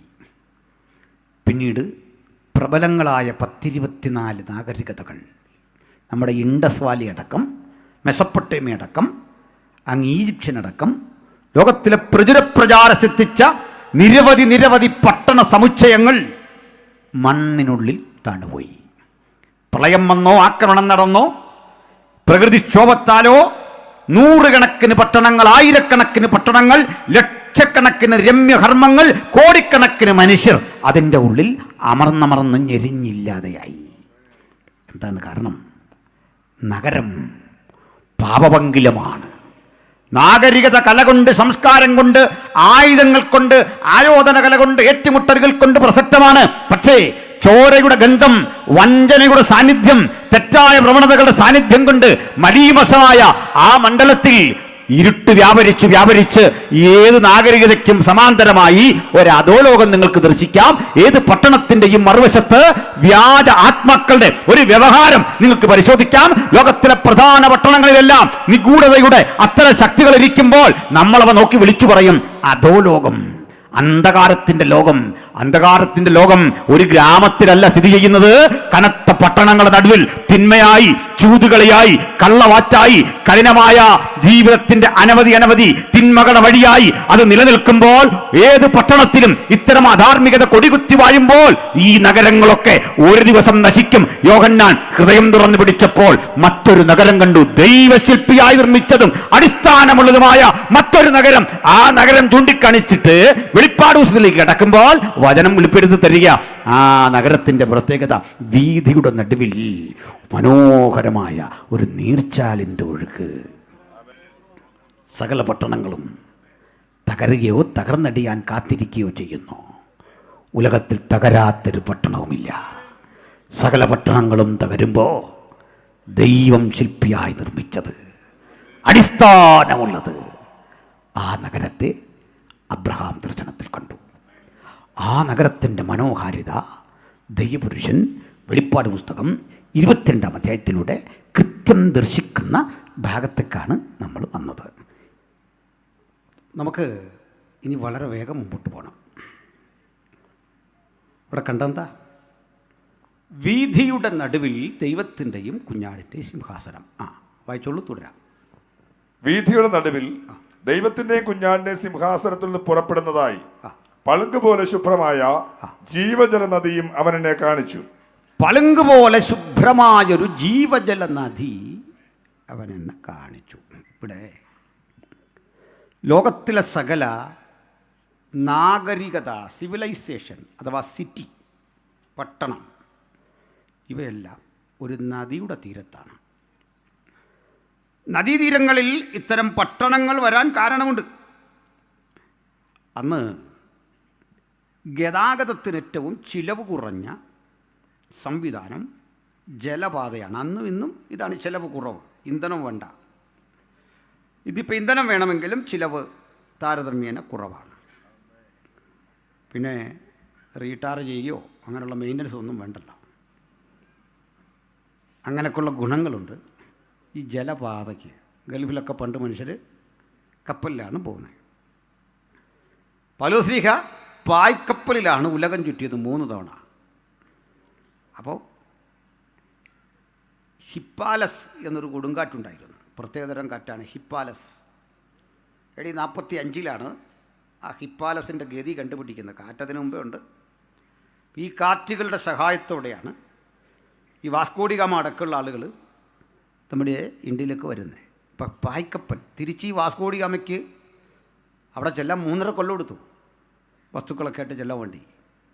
അപ്പോൾ പായ്ക്കപ്പലുകളിലെ യാത്ര ഒക്കെ നിലനിന്നിരുന്ന അത്തരം കാലം. അപ്പോൾ ഇതിലൂടെ ട്രേഡ് ആൻഡ് കൊമേഴ്സ് ശക്തിപ്പെട്ടിരുന്നൊരു കാലം. വഴികൾ ഇന്ന് കാണുന്ന നിലയിലല്ല, എങ്കിലും റോമിലൊക്കെ റോഡുണ്ട് കേട്ടോ. എല്ലാ റോഡും റോമിലേക്കെന്ന പഴമൊഴിയുണ്ട്. കല്ലുവാകി ഉറപ്പിച്ച റോമൻ റോഡുകൾ പ്രസിദ്ധമായിരുന്നു. ബാബിലോണിലെ റോഡുകളും പ്രസിദ്ധമായിരുന്നു. ബാബിലോണിലെ റോഡുകളുടെ പ്രത്യേകത വളവും തിരിവുമില്ലാതെ നിവരേ തുറക്കുന്ന റോഡുകളാണ്. അതിൻ്റെ ഇരുവശവും തണൽ മരങ്ങൾ വെച്ച് പിടിപ്പിച്ചിരിക്കുകയാണ്. ഇത്ര ഭംഗിയുള്ള റോഡുകൾ അന്നുണ്ട്. കാര്യമായ റോഡൊന്നും ഇല്ലാതിരുന്ന ഒരു സ്ഥലം നമ്മുടെ ഇന്ത്യയാണ്, നമ്മുടെ കേരളമാണ്. കേരളത്തിലൊന്നും റോഡില്ല. കേണൽ മൺറോ നമ്മുടെ തിരുവിതാംകൂർ രാജാവിൻ്റെ അടുത്ത് എന്ന് പറയും, നമുക്ക് തിരുവനന്തപുരം മുതൽ കാസർഗോഡ് വരെ ഒരു റോഡ് വെട്ടണം. ബ്രിട്ടീഷ് ഇന്ത്യയിലാണ്. രാജാവ് അമ്പരന്നു. ഒന്നാമത് റോഡിൻ്റെ ആവശ്യമില്ല, കാരണം ഇവർക്ക് റോഡ് വേണ്ട. ഇവരെ ഈ പല്ലക്കെന്നറിയപ്പെടുന്നൊരു സംവിധാനത്തിൽ ഇരുത്തി മനുഷ്യൻ ചുമന്നുകൊണ്ട് പോവാണ്. ഇവർക്ക് വഴിയും വേണ്ട, റോഡും വേണ്ട. അവിടെ കയറി അനങ്ങാതെ ഇരുന്നാൽ മതി. മനുഷ്യർ കാടും പള്ളയൊക്കെ കിടന്ന് ഇവരെ എടുത്തുകൊണ്ട് പൊക്കോളും. അപ്പോൾ എന്തിനാ പിന്നെ വഴി? അതിൻ്റെ ആവശ്യമില്ല. അപ്പോൾ അതുകൊണ്ട് റോഡ് വലിയ ഗൗരവമുള്ള. അദ്ദേഹം പറഞ്ഞ മുറജപം എന്ന പേരിൽ 12 വർഷത്തിലൊഴിക്കെ നടക്കുന്ന ഒരു ആചാരം ഇവിടെ ഉണ്ട്. പരദേശ ബ്രാഹ്മണരെയൊക്കെ വിളിച്ച് സദ്യ കൊടുക്കുന്നൊരു ഏർപ്പാടാണ് ആന്ധ്രയിൽ നോക്കേ. അതിലേക്ക് ഇൻവെസ്റ്റ് ചെയ്യണം. മൺറോ പറഞ്ഞു പൈസ വേണ്ട, അത് വെട്ടാൻ വേണ്ട സപ്പോർട്ട് ചെയ്താൽ മതി, തൊഴിലാളികളെയൊക്കെ വേണം. സമ്മതിച്ചു. കേണൽ മൺറോ തിരുവനന്തപുരം മുതൽ കൊല്ലം വരെയുള്ള സ്ഥലങ്ങളിലെ സ്ത്രീ പുരുഷന്മാർ ജോലി ചെയ്യാൻ താല്പര്യമുള്ളവരൊക്കെ വിളിച്ചു. അതുവരെ കേരളം കണ്ടത് ഊഴിയ വേല എന്ന ഒരു തൊഴിൽ രീതിയാണ്. എന്താണ് ഊഴിയ വേല? ഭക്ഷണത്തിന് പണിക്ക് പകരം ഭക്ഷണം, ഫുഡാണ് കൊടുക്കുന്നത്. ഒരു പിടി ധാന്യം വീട്ടിലേക്കും കൊടുത്തോട്ടും. അല്ല കൂലി എന്നൊന്നില്ല, പണമൊന്നൊന്നില്ല. മലയാളി ആദ്യം കൂലി കണ്ട് പൈസ വാങ്ങി ജോലി ചെയ്തത് നാഷണൽ ഹൈവേയുടെ വർക്കിനാണ്. അത് കൊടുത്തത് കേണൽ മൺറോയാണ്. ഈ പണം കണ്ട് ഒരേ കണ്ണ് തള്ളിപ്പോയി. അന്ന് ഈ പണത്തിന് പറയുന്ന പേര് ചക്രം എന്നാണ്, പത്മനാഭൻ്റെ ചക്രം. അവിടെ നിന്നാണ് ഈ കമ്മട്ടം ഇതടിച്ച് പുറത്തേക്ക് വിടുന്നത്. നോക്കണേ, പാവപ്പെട്ട ചാന്നാർ യുവതികൾ ഈ പൈസ കണ്ടു, പുരുഷന്മാരൊക്കെ കണ്ടു. ഈ കാശുമൊക്കെ ആയിട്ട് ഒരാഴ്ചത്തെ കൂലി വാങ്ങി വീട്ടിൽ വന്നിട്ട് പുരുഷന്മാരെല്ലാം പോയി കള്ളു കുടിച്ചു. കള്ളു കുടിക്കാൻ അനുവാദം ഇല്ലാത്തതാണ് അവർക്ക്, കാരണം അയിത്തമുണ്ട്. കള്ളു കുടിച്ചിട്ട് ചാലാക്കമ്പോളത്തിലിറങ്ങി അവിടെ മുതൽ തെറി തുടങ്ങി. നടന്ന സംഭവമാണ്, കേരള ചരിത്രത്തിലുള്ളതാണ്. തെറി വിളിച്ചു രാജാവിൻ്റെ മുമ്പിൽ വന്ന് പുള്ളിയും കൂടെ തെറി വിളിച്ചു. എന്തിനാന്ന് വെച്ചാൽ ഇത്രയും നാൾ പുള്ളിയോട് ഇവരോട് ചെയ്ത ആ ദുഷ്കൃത്യങ്ങളെല്ലാം മനസ്സിൽ വെച്ചിട്ട് പൂരത്തെറി. വലിയ പ്രശ്നമായിപ്പോയി. അപ്പോൾ കാശ് കയ്യിലിരുന്നാൽ കിട്ടാവുന്നൊരു ധൈര്യം കണ്ടില്ലേ, ഭയങ്കരമായിപ്പോയി. ചുരുക്കി പറഞ്ഞാൽ കേണൽ മൺറോ ആണ് നമ്മൾ ഇന്ന് കാണുന്ന തിരുവനന്തപുരം മുതൽ കാസർഗോഡ് വരെയുള്ള ഹൈവേയുടെ രൂപവൽക്കരണം. അങ്ങനെയാണ്. പിന്നെ ആ റോഡിൽ നമ്മൾ വർഷാവർഷം ഒന്ന് റീടാർ ചെയ്തിട്ട് ഒരു വെള്ള വരയിടുക മാത്രമാണ് ഇപ്പോൾ ചെയ്യുന്നത്. മനസ്സിലായില്ലേ? വെള്ള വരയിട്ട ഏത് വരെയും ഏത് റോഡും ഹൈവേ ആകും. ഏത് റോഡും ഹൈവേ ആക്കാൻ അല്പം കുമ്മായം മതി എന്നർത്ഥം. ഒരു പ്രശ്നമില്ല. പോട്ടെ. അപ്പോഴേ ഇത്രയും പറഞ്ഞത്, ഈ പ്രധാന നഗരങ്ങളെല്ലാം പണ്ട് നദീതീരത്താണ്. നമ്മുടെ നാട്ടിലേക്കും വന്ന ബ്രിട്ടീഷുകാർ നദീതീര നഗരങ്ങളെല്ലാം ഹൈജാക്ക് ചെയ്തു. ബ്രിട്ടീഷുകാർ മാത്രമല്ല, ഡച്ചുകാരും ഫ്രഞ്ചുകാരും ഒക്കെ ഈ കൊച്ചിയും ആലപ്പുഴയും ഒക്കെ പ്രിയപ്പെട്ട സ്ഥലങ്ങളായിരുന്നു. ഉൽപ്പന്നങ്ങൾ കൊണ്ടുപോകാൻ വാങ്ങാൻ ഇത് വളരെ വിലപിടിപ്പുള്ള പ്രിയപ്പെട്ട സ്ഥലങ്ങളാണ്. ആ ഘട്ടത്തിൽ ഇത്തരം സ്ഥലങ്ങളിലെല്ലാം ഒരു നദി ഉണ്ടെന്ന് ഉറപ്പ്. ഇന്ത്യൻ സംസ്കാരം അതിൻ്റെ ഏറ്റവും പ്രധാനപ്പെട്ട സ്ഥാനങ്ങളിൽ പഠിച്ചാൽ ഭാരതീയ സംസ്കാരം, ഇൻഡസ് വാലി എന്നൊക്കെ നമ്മൾ പറയുന്ന സിന്ധു നദീതട സംസ്കാരം, അത് നദീതീരത്താണ്. ഇനി ചൈനയിൽ ചെന്നാൽ ഹൊയാങ്ഹോ നദിയുടെ തീരത്താണ് അവരുടെ സംസ്കാരം രൂപപ്പെട്ടു വരുന്നത്. ഇനി ഈജിപ്തിലേക്ക് എന്നാൽ നൈൽ നദിയുടെ തടത്തിലാണ് അവരുടെ സംസ്കാരങ്ങൾ ഡെവലപ്പ് ചെയ്യപ്പെടുന്നത്. അങ്ങനെയെങ്കിൽ സ്വർഗീയ സംസ്കാരം, അവിടുത്തെ നാഗരികത ഒരു നദിയുടെ തീരത്താണ്. ആ നദിയെപ്പറ്റിയാണ് പറഞ്ഞത്. വീഥിയുടെ നടുവിൽ ദൈവത്തിൻ്റെയും കുഞ്ഞാടിൻ്റെയും സിംഹാസനം. പിന്നെ സിംഹാസനത്തിൽ നിന്ന് പുറപ്പെടുന്നതായി പളുങ്കുപോലെ ശുഭ്രമായ ജീവജല നദിയും അവൻ എന്നെ കാണിച്ചു. പളുങ്കുപോലെ ശുഭ്രമായ ജീവജല നദി. ഇത് പറയുമ്പോഴേ ലോകത്തിൽ പലതരം വെള്ളമാണ്. വെള്ളം മനുഷ്യൻ്റെ ദാഹത്തിനും ശുദ്ധീകരണത്തിനുമുള്ളതാണ്. പക്ഷേ ഏറ്റവും വലിയ മാലിന്യവാഹിയും വെള്ളമാണ്. അതിനൊരു ബൈബിളിൽ തന്നെ തെളിവ് തരാം. മിഡിൽ ഈസ്റ്റിൽ കിട്ടാവുന്ന ഒരേ ഒരു ശുദ്ധജലം ഗലീലിയക്കടലിലെ വെള്ളമാണ്. ഈ ഗലീലിയക്കടൽ ഒരു കടലല്ല, അതൊരു തടാകമാണ്. ആ തടാകത്തിലെ വെള്ളം വീണ്ടും ജാതികളുടെ ഗലീലി എന്നറിയപ്പെടുന്ന ഭൂപ്രദേശത്തു കൂടി ഒഴുകും. നമ്മുടെ ഗദരദേശം, മറ്റേ ഭ്രാന്തൻ വന്ന സ്ഥലം, ഇതുവഴി ഒഴുകി താഴേക്ക് പോകും. ഗലീലക്കടലിലെ വെള്ളമാണ് യോർദാനിലെയും വെള്ളം. കാരണം ഈ ഗലീലക്കടലെന്ന തടാകത്തിൽ ചൊരുക്കുട്ടി വച്ചിട്ടുള്ള ആ വെള്ളം ബഹിർഗമിച്ച് പുറത്തു പോകുന്ന ഒരു ചാലിൻ്റെ പേരാണ് യോർദാൻ. ഇവിടുന്നാണ് വളരെ വ്യത്യസ്തങ്ങളായ 153 മത്സ്യങ്ങൾ വില വീശി പത്രോസിന് കിട്ടുന്നത്. ഈ 153 വെറൈറ്റികളാണെന്നാണ് കണക്ക്. സുലഭമായ മത്സ്യസമ്പത്തുള്ള ഒരു ചെറിയ തടാകം, നല്ല വെള്ളം. ഇനി രസവഹമായൊരു കാര്യമുണ്ട്. ഈ തടാകം അന്ന് ധാരാളമായി മനുഷ്യൻ അടുത്ത കാലത്ത് കുടിച്ച് ആവശ്യകതകൾക്കെടുത്ത് വറ്റാൻ തുടങ്ങിയപ്പോഴേക്കും ഐക്യരാഷ്ട്രസഭ ഇവിടേക്ക് 3 പ്രതിനിധികളെ വിട്ടു പഠിക്കാൻ, സയൻറ്റിസ്റ്റുകളെ. ഒരാൾ ഈജിപ്തിൽ നിന്ന്, മറ്റൊരാൾ സിറിയയിൽ നിന്ന്, ഇനിയൊരാൾ ലെബനിൽ നിന്ന്. വലിയ സയൻറ്റിസ്റ്റുകളാണ്. വേറൊരു ഗവേഷണം നടത്തിയൊരു കാര്യം പറഞ്ഞു. 96 ആകുമ്പോഴേക്കും ഈ ഗലീലിയക്കടൽ വറ്റും, വെള്ളമില്ലാതെ വരും. ഇസ്രയേലിൽ ഏറ്റവും അസുലഭമായ വസ്തുവായി വെള്ളം മാറും. ഇന്നും മിഡിൽ ഈസ്റ്റിൽ പെട്രോളിനേക്കാൾ വില വെള്ളത്തിനുണ്ട്. ഇതേ വിധത്തിലാകും വെള്ളം. ആ നിരീക്ഷണം കേട്ടപാടെ അവരുണർന്നു. എന്ത് ചെയ്യുന്നറിയണ്ടേ? മധ്യധരണിക്കടലിലെ വെള്ളമടിച്ച് ഹെർമോന്യ മലയുടെ മുകളിൽ കയറ്റി അവിടെ നിന്ന് ഉപ്പ് വേർതിരിച്ചെടുത്ത് ലോകത്തിലെ ഏറ്റവും ക്വാളിറ്റിയുള്ള ഉപ്പ് അതുണ്ടാക്കി. അതിൻ്റെ ലവണാംശം എടുത്തു കളഞ്ഞപ്പോൾ, മാറ്റിയപ്പോൾ വെള്ളം ശുദ്ധജലമായി. ഈ ശുദ്ധജലം ഈ നീരൊഴുക്കിലൂടെ വീണ്ടും വരും വഴിക്ക് തടയണ കെട്ടി വെള്ളം സംഭരിച്ച് വൈദ്യുതി ഉൽപ്പാദിപ്പിച്ചു. ആ വെള്ളം വീണ്ടും പുറപ്പെട്ടു വന്നു. അതിനെ ഗലീലിയക്കടലിൽ കൊണ്ടിറക്കി. ഗലീലിയക്കടൽ വീണ്ടും ഉയരാൻ തുടങ്ങി. 96 ഗലീലിയക്കടൽ വറ്റുമെന്ന് നിരീക്ഷിച്ചവരെ അത്ഭുതപ്പെടുത്തിക്കൊണ്ട് 93 കടൽ ജലം ഉയർന്നു. ഏതൊക്കെ രാജ്യങ്ങളിൽ നിന്ന് പ്രതിനിധികൾ വന്ന് നിരീക്ഷണം നടത്തിപ്പോയോ അവിടേക്കൊക്കെ ഇന്ന് വെള്ളം കയറ്റി വെച്ച് വിറ്റ് പണം സമാഹരിക്കുന്ന ഒരു രാജ്യമായി അത് മാറി. ഈ വെള്ളത്തിന് ഒത്തിരി പ്രത്യേകതയുണ്ട്, അത് തന്നെ മറ്റൊരു പ്രസംഗ വിഷയം.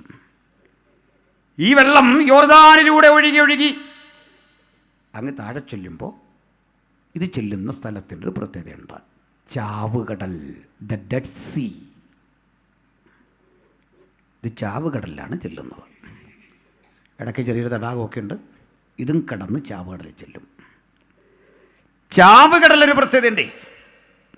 ലോകത്തിലേറ്റവും സാന്ദ്രത കൂടിയ വെള്ളമാണ്. സാന്ദ്രത കൂടിയ വെള്ളം. അതുകൊണ്ട് തന്നെ നമ്മളൊരാൾ തലമുക്കിയാൽ അവിടെ ഒന്ന് ചാടിച്ചാകാമെന്ന് വിചാരിച്ചാൽ അത്ര എളുപ്പമല്ല.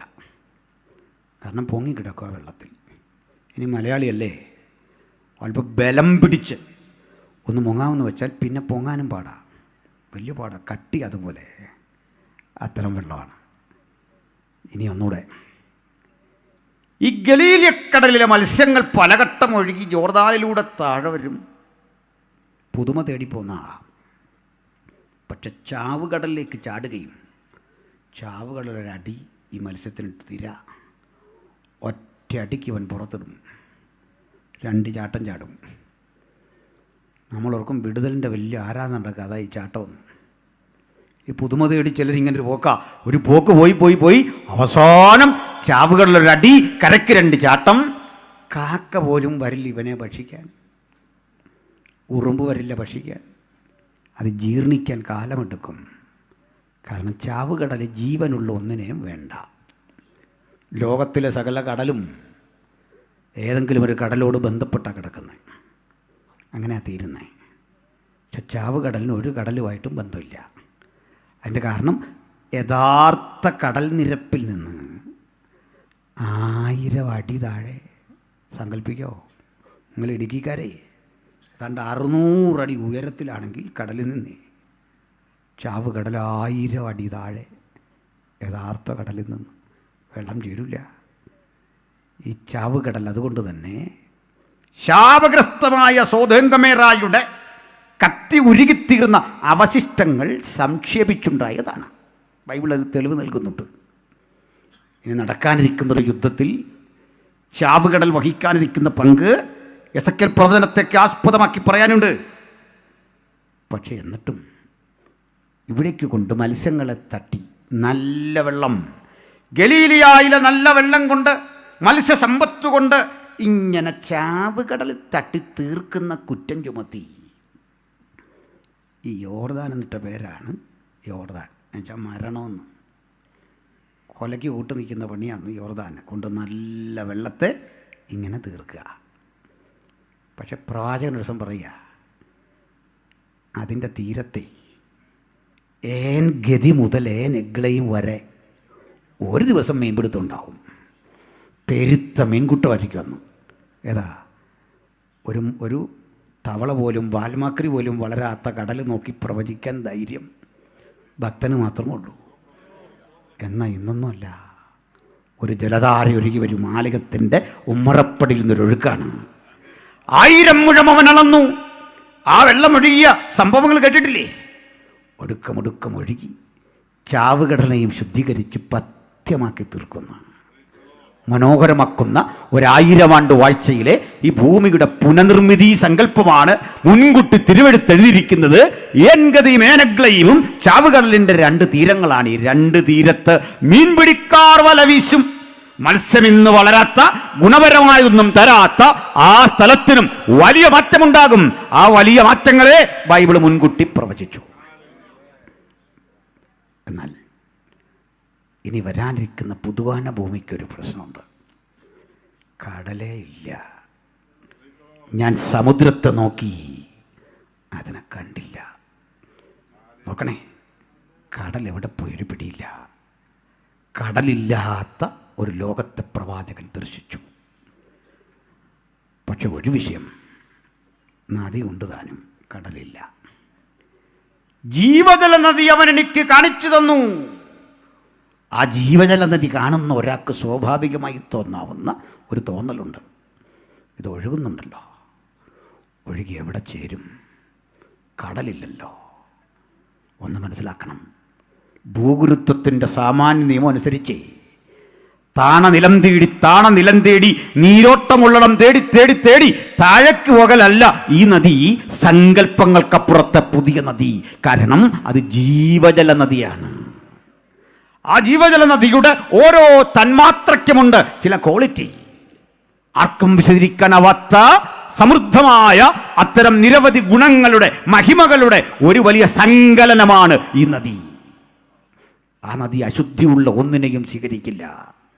ആ നദി വിശുദ്ധന്മാർ മുഖാമുഖം കണ്ട്, കണ്ണുകൊണ്ട് കണ്ട് അതിനെ ദർശിക്കുമ്പോൾ മുഖം ഈ കണ്ണാടിയിൽ നിന്നും വണ്ണം വെട്ടിത്തിളങ്ങുന്ന പളുങ്കു കടലാണ് എന്ന് കൃത്യമായി ഇവിടെ എഴുതിയിരിക്കുമ്പോൾ ഇതാ അത് വീഥിയുടെ നടുവിൽ ദൈവത്തിൻ്റെയും കുഞ്ഞാടിൻ്റെയും സിംഹാസനത്തിൻ്റെ മുമ്പിൽ ഒഴുകുന്നു. അപ്പോൾ പിന്നെ ഈ നദിക്ക് എന്തു പറ്റും? എത്ര ചിന്തിച്ചിട്ടും പെട്ടെന്ന് ഉത്തരം തരാൻ കഴിയാത്ത, പിടിതരാൻ കഴിയാത്ത ഈ നദിയെ ഏതെങ്കിലും വിധത്തിലൊന്ന് ഒഴുക്കാൻ ശ്രമിച്ചാൽ ഒരു ഉത്തരം കിട്ടും. ഈ നദി ഈ മനോഹരമായ പുതിയ യെരൂശലേമിൻ്റെ വീഥികളിൽ ഓരോ ഇടങ്ങളിലും ഒഴുകി ഒഴുകി ഒഴുകി ഒഴുകി നിർബാധം സഞ്ചരിച്ച് എവിടെ നിന്ന് നദി പുറപ്പെട്ടോ ആ സ്ഥലത്തേക്ക് ചെന്ന് ചേരുന്ന രംഗം ഒന്നോർത്താട്ടെ. അങ്ങനൊരു നദിക്കും ഒഴുകാൻ പറ്റില്ലെങ്കിൽ വിഭിന്നമായൊരു നദി, ദൈവപരിജ്ഞാനത്തിൻ്റെ സമഗ്രതയിൽ ഒരു വെള്ളത്തിനും നഷ്ടമില്ലാത്ത വിധത്തിൽ ആ നദി സദാ ഇങ്ങനെ ഒഴുകിക്കൊണ്ടിരിക്കുന്ന മനോഹാരിത, ആ മനോഹാരിതയുടെ തീരത്ത് വിളർന്ന മഹാസംസ്കാരമാണ് പുതിയ യെരൂശലേം. അതാണ് അബ്രഹാം ഹൃദയത്തിൽ ദർശനം കണ്ടത്. അത് കണ്ടതുകൊണ്ട് ആ വിളിയുടെ പിന്നാലെ അബ്രഹാം ഇറങ്ങിത്തിരിച്ചതെങ്കിൽ ഈ രാത്രി വചനം കേൾക്കുന്നവരെ നമുക്ക് ഒരു യാത്രയുണ്ട്. ആ ശബ്ദമാണ് നമ്മളെ ഇന്ന് രാത്രി വിളിക്കുന്നത്. വരിക എന്ന ആത്മാവും മണവാട്ടിയും പറയുന്നത് ഞാൻ കേട്ടു. ഈ ശബ്ദത്തിന്റെ പിന്നാലെ ഇറങ്ങിത്തിരിച്ചാർക്കും പരാജയപ്പെടാൻ ഇടവരാത്ത വിധത്തിൽ ആ ശബ്ദം സ്വാന്തനമായി, ദൈവകൃപയായി, വിടുതലായി, രോഗശാന്തിയായി, പ്രതിസന്ധികളുടെ മീതെ അത്ഭുതമായി നമ്മുടെ മതത്തിൽ വ്യാപരിക്കുന്നെങ്കിൽ, അകത്തും പുറത്തും ആ ശബ്ദം കൂടാതെ ഒരാളെങ്കിലും ഇന്ന് രാത്രി ഇരിക്കുന്നെങ്കിൽ വരിക അവന്റെ അരികിലേക്ക്. ജീവജലത്തിന്റെ ഉറവെ നമുക്ക് ദാനം ചെയ്യാൻ കഴിയുന്ന ആ ദൈവപുത്രന്റെ പാദാന്തിക നമുക്ക് അടുത്ത് വരാം. ഹല്ലേലൂയ. ഇവിടെ വീണ്ടും ചില കാഴ്ചകൾ കാണാം. വായിക്കാം, തുടരാം. നദിക്ക് ഇക്കരെയും അക്കരെയും ജീവവൃക്ഷമുണ്ട്. അത് 12 വിധം ഫലം കായ്ച്ച് മാസം തോറും അതത് ഫലം കൊടുക്കുന്നു. ഇതാകെ കുഴപ്പമായി. മാസം എങ്ങനെ കണ്ടുപിടിക്കും? കാരണം രാത്രി അവിടെ ഇല്ല. ഞാനൊരു ശബത്തുകാരനോട് ചോദിച്ചതാണ്. ക്ഷമിക്കണം, ഈ ഭൂമിയുടെ 2 ധ്രുവങ്ങളുണ്ടല്ലോ. ഞാൻ ഈ ഡിബേറ്റിന് ഗ്ലോബും കൊണ്ട് പോകുന്നു പറഞ്ഞ് വലിയ പരാതിയാണ്. പക്ഷേ അതുകൊണ്ട് പോയാൽ ചിലരെ ചുറ്റിക്കാനുള്ള സാധനം അതിനകത്തുണ്ടതാ. എന്നാ കൊണ്ടുവന്നേ 2 ധ്രുവങ്ങളെ. ഇവിടെ 6 മാസം പകലും 6 മാസം രാത്രി. ഇവിടെ 6 മാസം പകലും 6 മാസം രാത്രി. എനിക്ക് ശബത്തൊന്ന് ആചരിക്കണം. ഇവിടെ നിന്ന് നിങ്ങളുടെ സ്വന്തം കണക്ക് വേണ്ട, ബൈബിളിയും തരണം. ഊഹമൊക്കെ കൈവച്ചാൽ മതി. എനിക്ക് ശബത്തൊന്ന് ആചരിക്കണം എന്നാണ് ദൈവം സ്വസ്ഥമായിരിക്കുന്നത്. ഇയാളെന്നോട് പറയാ, എടോ ഇയാളൊരു അഹങ്കാരിയാണെന്ന് എനിക്ക് ഒറ്റ നോട്ടത്തിൽ മനസ്സിലായാന്ന്. ആലോചിച്ച് നോക്കി, ഞാൻ എന്തോ ചെയ്യുന്നത്? ദാവീദ് പറഞ്ഞൊരു വാക്കല്ല ഞാൻ പറഞ്ഞുള്ളൂ. ഇത് വച്ചിട്ട് അപ്പോൾ ചിലയിടത്ത് ഈ കണക്ക് പറ്റില്ല. കാരണം ശബത്ത് പ്രാദേശികമാണ്. അന്ന് നമുക്ക് ശബത്തുണ്ടോ? ഉണ്ട്. നമ്മളാ ശബത്തുകാർ കേട്ടോ. എന്താ കാര്യം? ബൈബിളിലൊരു ശബത്തുണ്ട്. 7 ദിവസങ്ങളുടെ കണക്കെടുത്താൽ 6 ദിവസങ്ങളിലും പറയും സന്ധ്യയായി ഉഷസ്സുമായി. 1-ാം ദിവസം, 2-ാം ദിവസം, 7-ാം ദിവസം സന്ധ്യയില്ല, ഉഷസ്സുമില്ല. പിടിയോ? സന്ധ്യയായി ഉഷസ്സുമായി 7-ാം ദിവസം കണിയോ ഇല്ല. അപ്പം നിങ്ങൾ ഉദ്ദേശിച്ച സംഭവമല്ലത്, സംഗതി വേറെയാ. എന്താണെന്നറിയാൻ എബ്രാലേനെക്കാണ്ട് പറഞ്ഞാൽ പറയും, ആ ദിവസമേ തമ്പാനടുത്ത് ഇങ്ങനെ പൂട്ടി വെച്ചേക്കുക തൽക്കാലം. ഒരു ദിവസം എടുക്കും. ദൈവത്തിൻ്റെ ജനത്തിന് ഒരു ശബത്തനുഭവം ശേഷിച്ചിരിക്കുന്നു. ഇത് റീപ്ലേസ് ചെയ്യുന്ന ഒരു ദിവസം വരുമെന്ന് മാറ്റി വെച്ചിരിക്കുക. അത് നമുക്ക് വേണ്ടി മാറ്റി വെച്ചിരിക്കുകയാണ് ശബത്ത്. എന്തിനാ? യഹോവയായ ദൈവം നമ്മോടുകൂടെ വസിക്കേണ്ടതിന്, നമ്മോടുകൂടെ സമയം ചെലവഴിക്കേണ്ടതിന്. ഒരു പ്രത്യേകത ഉണ്ട്, എൻഡ്ലെസ് ടൈം. ആ സമയമില്ലാത്ത സമയക്രമത്തിൽ ഇങ്ങനെ സഞ്ചരിച്ചു പോകുന്ന ഒരു നവീന കലണ്ടർ അവിടെ. മനസ്സിലായില്ലേ? ക്ഷമിക്കണം, വേദപണ്ഡിതന്മാരൊക്കെ എന്നെ തിരുത്തണം. ഞാനോട് ചോദിച്ചു, ഈ മധ്യാകാശത്തിൽ 7 വർഷം താമസിക്കുമെങ്കിൽ കലണ്ടർ ഏതാണ്? മനോരമയാണോ? പറ, ഏത് കലണ്ടറാണ്? ഉത്തരം തരികയില്ല. പിന്നെ അതും ഇതൊക്കെ പറഞ്ഞിട്ട് കാര്യമില്ല, ഫേസ്ബുക്കിൽ കമൻ്റ് ഇട്ടിട്ട് കാര്യമില്ല, ആൻസർ പറയണം. സുഹൃത്തെ, ഭൂമിയിലെ സമയക്രമം പോയി അവരതിനെ ഓർക്കത്തില്ലെന്ന്. പുതിയ സമയക്രമമാണ്. അല്ല, മധ്യാകാശത്തിൽ മണിപ്പന്തലിട്ട് നമ്മൾ ഭക്ഷണം കഴിക്കുമെന്നൊക്കെ പറഞ്ഞാൽ അത് അതിസാഹസികതയാണ്. ജോസ് പാസ്റ്ററെ, മധ്യാകാശത്തിൽ മണിപ്പന്തലിട്ട് ഫുഡ് കഴിക്കാമെന്ന് ഓർക്കണ്ട. അങ്ങനെ വെളിപ്പാട് ദിവസം വായിച്ചാൽ മനസ്സിലാകും ഈ മണിപ്പന്തലിടുന്ന എതിർ ക്രിസ്തുവാണ്. ചിലർക്ക് അറിയില്ല, വായിച്ചു നോക്കറിയാം മണിപ്പന്തൽ ആരാ ഇടുന്നതെന്നൊക്കെ. ഞാനതൊന്നും അധികം പറഞ്ഞൊരു പ്രയാസം ഉണ്ടാക്കുന്നില്ല. വചനം പഠിക്കാത്ത എത്ര പാട്ടുകൾ. ഈ പാട്ടൊക്കെ കേൾക്കുമ്പോൾ എനിക്ക് ചെയ്യാൻ തോന്നുന്ന കാര്യം, എന്താ ഇപ്പോൾ ചെയ്യുക? മനസ്സിലായില്ലേ? ചുരുക്കി പറഞ്ഞാൽ ഇതിൻ്റെ സമയക്രമം മാറും. അത് ഞാനൊന്ന് വ്യക്തമാക്കാം. എന്താ ഈ സമയം? നിർവചിക്കാമോ? What is time? എൻ്റെ മോനൊരിക്കൽ പറഞ്ഞു, ഈ ഫിസിക്സ് ഭയങ്കര കട്ടിയാണ്. ഞാൻ പറഞ്ഞത് പലരും എന്നോട് പറഞ്ഞിട്ടുണ്ട്. നമുക്കൊരു കാര്യം ചെയ്യും, ഫിസിക്സ് എന്ന് പറയുന്ന ഒരു ശാസ്ത്രം തന്നെ ലോകത്തിൽ നിന്ന് എടുത്ത് കളയാം, പപ്പ സഹായിക്കാം. പക്ഷെ നീ അതിനുമ്പ് ഒരു പണി ചെയ്യണം. അതെന്താ? ഒറ്റ പണിയുള്ളൂ. ഐൻസ്റ്റീൻ്റെ ജനറൽ തിയറി ഓഫ് റിലേറ്റിവിറ്റി എന്നൊന്നുണ്ട്. ഇത് തെറ്റാന്ന് അങ്ങ് സ്ഥാപിച്ചാൽ മതി, ഫിസിക്സ് ആ വഴി അങ്ങ് പോയിക്കോളും. പിന്നെ അങ്ങനെ ഒരു സാധനം ഉണ്ടാവില്ല. കാരണം ഇത് മുഴുവൻ താങ്ങി നിർത്തുന്ന സാധനമാണ് general theory of relativity of Einstein, Albert Einstein. ഇതിനകത്തേക്ക് കിടക്കുന്ന ആപേക്ഷികത ഒത്തിരി ഉണ്ട് കേട്ടോ. അത് ഐൻസ്റ്റൈൻ്റെ വിശദീകരണം അനുസരിച്ച് ടൈം, സ്പേസ് ആൻഡ് മാറ്റർ 3 ഘടകങ്ങളാണ്. സമയം, സ്പേസ് ആൻഡ് മാറ്റർ, പദാർത്ഥം. ഇത് 3ആണ് ശാസ്ത്ര സിദ്ധാന്തങ്ങളുടെ അടിസ്ഥാനം. സമയം വേണം, പിന്നെ സ്പേസ്, പിന്നെ പദാർത്ഥം. ഇവയുടെ പരസ്പര വിന്യാസമാണ്, അല്ലെങ്കിൽ ഇതിൽ നടക്കുന്ന പ്രവർത്തനങ്ങളോ പ്രതിപ്രവർത്തനങ്ങളോ ശാസ്ത്ര സിദ്ധാന്തങ്ങളുടെ ആകത്തുക. അങ്ങനെയൊക്കെ ബൈബിളിലേക്ക് വരാം. ആദിയിൽ സമയം വന്നോ നോക്കിയേ. ടൈം ആദിയിൽ ദൈവം, സ്വർഗങ്ങൾ, സ്പേസ് വന്നു, ഭൂമി, മാറ്റർ വന്നു. ഈ പുസ്തകം തുടങ്ങുന്നതേ ഫിസിക്സിലാണ്. ഈ പുസ്തകം വന്നു കഴിഞ്ഞാൽ ഫിസിക്സ് ശാസ്ത്ര സിദ്ധാന്തമായിട്ട് നിങ്ങൾ പഠിച്ചു തുടങ്ങി. Time, space and matter. മനസ്സിലായോ? ഇനി ഞാൻ പറയുന്ന അബദ്ധമാണെങ്കിലേ, കെമിസ്ട്രിയിലും ഫിസിക്സിലും അഗാധ പാണ്ഡിത്യമുള്ള ഒരാൾ നമുക്ക് സ്വന്തമുണ്ട്. നമ്മുടെ മാത്യു പി തോമസ് സാറിനെ അടുത്ത കാലത്ത് വിളിച്ചു പറഞ്ഞു, മോനെ ഞാൻ പുതിയ ചില കണ്ടെത്തലുകൾ നടത്തിയിട്ടുണ്ട്, എൻ്റെ ആ പ്രസംഗമൊക്കെ കേട്ടു, ഒത്തിരി ഇൻഫർമേഷൻ ഞാൻ പുതിയ തരാം. അങ്ങനെ ഞങ്ങളൊരു പുതിയ കൂട്ടുകെട്ടിങ്ങനെ നടത്തിക്കൊണ്ടിരിക്കുകയാണ്. ഇത് ഉള്ളൊരേറെ കിട്ടുന്നില്ല, അതാ ഇപ്പം നമ്മുടെ ഒരു സങ്കടം. ആരും വന്ന് വീരട്ടെ, ശാസ്ത്രം മുഴുവൻ ഈ പോക്കറ്റില്ല, ശാസ്ത്രം ഞങ്ങളുടെ സ്വന്തമാണ് എന്നൊക്കെ പറഞ്ഞ് എത്തിസ്റ്റുകളുണ്ട്, നിരീശ്വരന്മാർ. ഒരു കാര്യം തുറന്നു പറയട്ടെ, വിജ്ഞാനം കൊണ്ട് ദാരിദ്ര്യരേഖയ്ക്ക് വളരെ താഴെ താമസിക്കുന്ന പാവങ്ങളാണ് ഈ നിരീശ്വരന്മാർ, സാധുക്കൾ. മറ്റൊരുത്തിൻ്റെ ജ്ഞാനത്തിലാണ് ഇവരുടെ ഒരു വിശ്വാസം. മനസ്സിലായില്ലേ? വിഡിത്തെല്ലാം കൂടെ അടിച്ചു വിട്ടുകയാണ്. പോട്ടെ, ഇതുകൊണ്ട് ഞങ്ങളൊരു നിരീശ്വരനെ വിളിക്കാൻ പദ്ധതി ഇട്ടു പ്രോഗ്രാമിന്. വേറെ ആരുമില്ല, നമ്മുടെ രവിചന്ദ്രൻ മാഷ. ഈ ലൈവ് ചെയ്യുമ്പോൾ ആൾക്കാർക്ക് കേൾക്കണമല്ലോ, അല്ലെ ചുമ്മാ ഇത് ഓരോരുത്തരാളെന്ന് പറയുന്നില്ല, നല്ലത് മാഷിൻ്റെ പേര് പറയുന്നു. മാഷിൻ്റെ ഒറ്റ കണ്ടീഷൻ എത്രയേ ഉള്ളൂ, ഈ നമ്മൾ ഓളിൽ, ഭിത്തിയിൽ അല്ലെങ്കിൽ സ്ക്രീനിൽ അദ്ദേഹത്തിൻ്റെ വീഡിയോ കാണിക്കരുത്.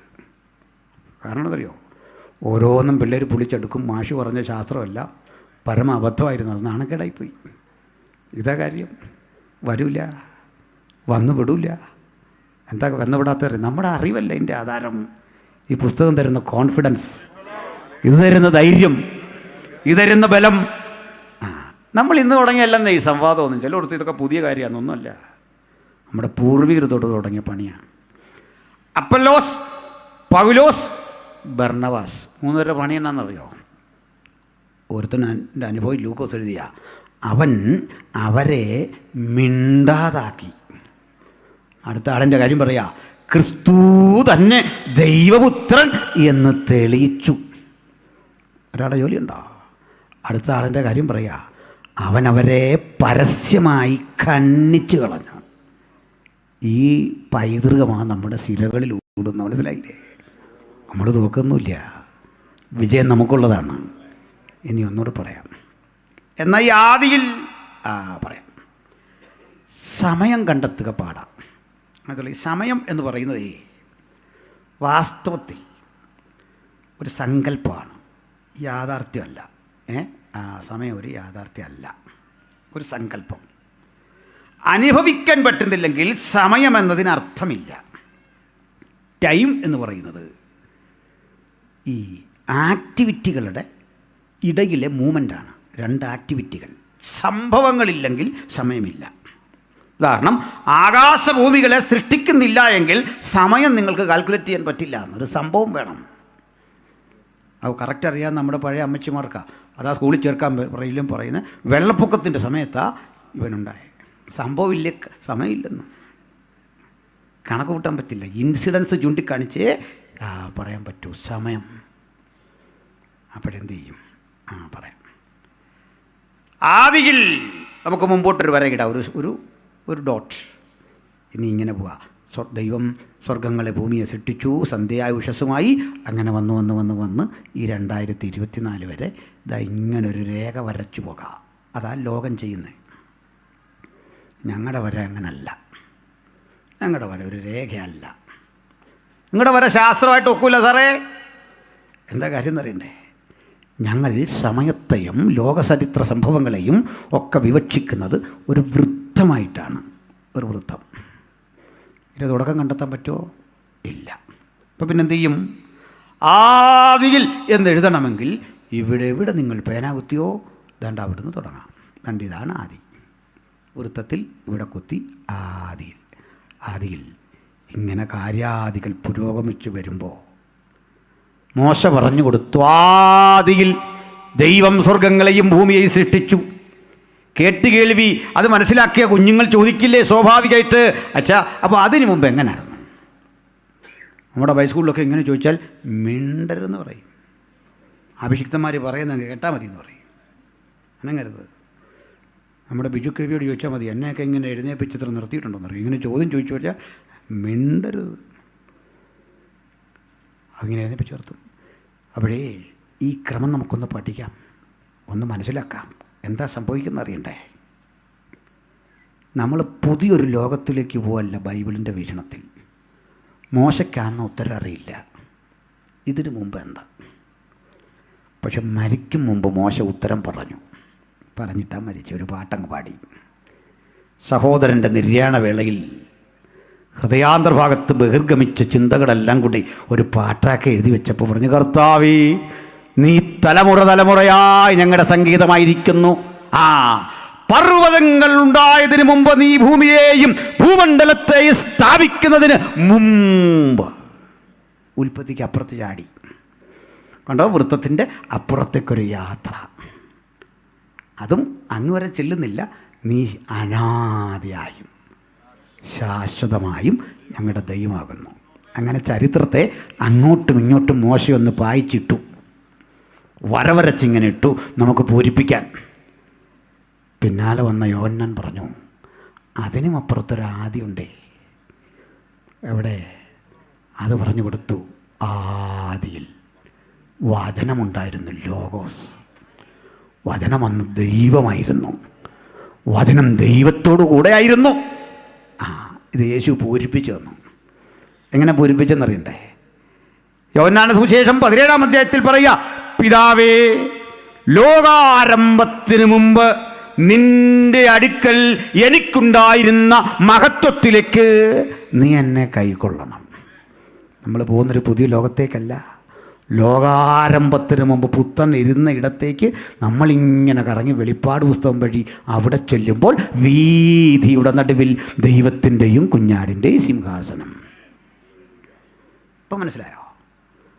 ഏകദേശം ഇങ്ങനെ പോവാ നമ്മളിങ്ങോട്ട്. കാലത്തെ പിന്നോട്ടും മുമ്പോട്ടും ചലിപ്പിക്കാൻ കഴിയുന്നവനാണ് ദൈവം. പ്രൈസലോ. നമുക്ക് പുറകോട്ട് കാലത്തെ ചലിപ്പിക്കാൻ വയ്യ. നമുക്കിത് ഫെബ്രുവരി 8, അത് 7 ആക്കാൻ കഴിയില്ല. പക്ഷെ തമ്പുരാന് പുറകോട്ടും പ്രപഞ്ചത്തെ ചലിപ്പിക്കാം, മുമ്പോട്ടും ചലിപ്പിക്കാം. സമയം ഒരു സങ്കല്പമാണ് അവിടെ നമ്മളെ സംബന്ധിച്ചിടത്തോളം. ഇനിയും അത് മനസ്സിലാകാത്തവർക്ക് വേണ്ടി മറ്റൊരു ഉദാഹരണം പറയാം. നമ്മുടെ കൊച്ചറയിലെ പാസ്റ്റർ ഒരു തീരുമാനമെടുത്തു. ഭൂമിയോട് ഏറ്റവും അടുത്ത നക്ഷത്രം വരെ ഒന്ന് പോകണം. അപ്പോൾ വീട്ടുകാർ പറഞ്ഞു, അച്ഛാ അത് വേണോ, അതൊക്കെ വേണോ, അത്രയും പോകണോ? എനിക്ക് പോകണം. ശരി.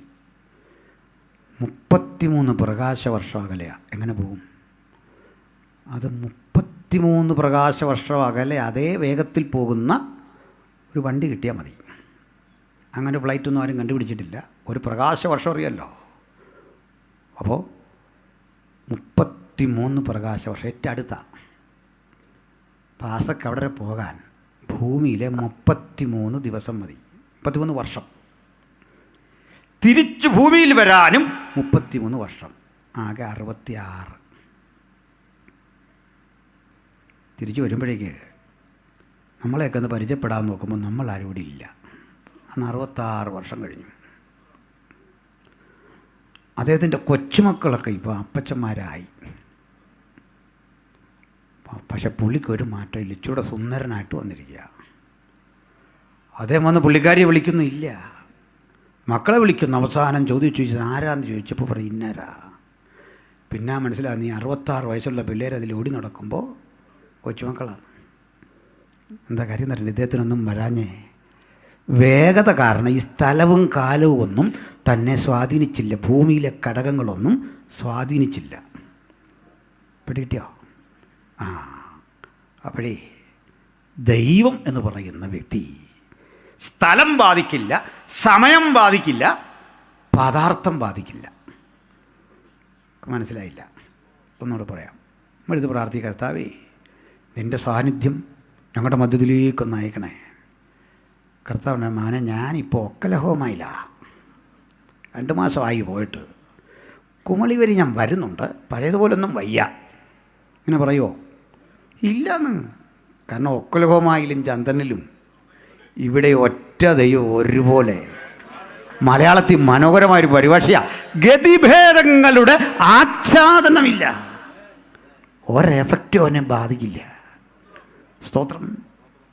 Praise the Lord. ഇനി അടുത്തൊരു കാര്യമുണ്ടേ. ഈ സമയം ഇതുപോലൊരു സങ്കല്പമാണെങ്കിൽ സ്വർഗത്തിലെ സമയക്രമം ഭൂമിയിലെ സമയക്രമത്തോടൊരു ബന്ധമില്ല. ഉൽപ്പത്തിയിലെ കാര്യം ഒന്ന് പറഞ്ഞു തീർക്കട്ടെ. സന്ധ്യയായി കണ്ടോ, ദിവസം തുടങ്ങുന്ന സന്ധ്യ എന്നാണ്. നമ്മുടെ കൺവെൻഷൻ തുടങ്ങുന്ന സമയത്താണ് സന്ധ്യയായി, ഉഷസ്സുമായി 1-ാം ദിവസം. നമ്മുടെ സങ്കല്പം നേരം ഉദിച്ചു നേരം ഇരുട്ടി. നോ, അത് തിരിച്ചായ ഏതന്യ സങ്കല്പം. പർദീസയുടെ സങ്കല്പം മറ്റൊന്ന്, സന്ധ്യയായി ഉഷസ്സുമായി 1-ാം ദിവസം. ഇതേ നമ്മൾ ഈ കണ്ട 24 hours അല്ല, ആ സംഭവമല്ല. എന്താ തെളിവെന്നറിയണ്ടേ? ആകാശഭൂമികളെ, ചരാചരങ്ങളെ, നക്ഷത്രങ്ങളെ ഒക്കെയുള്ള വിശ്വം, ഈ പ്രപഞ്ചത്തിൻ്റെ ഒരു ദിവസമാണ് പറയുന്നത്. കോസ്മിക് ഇയറാണ്.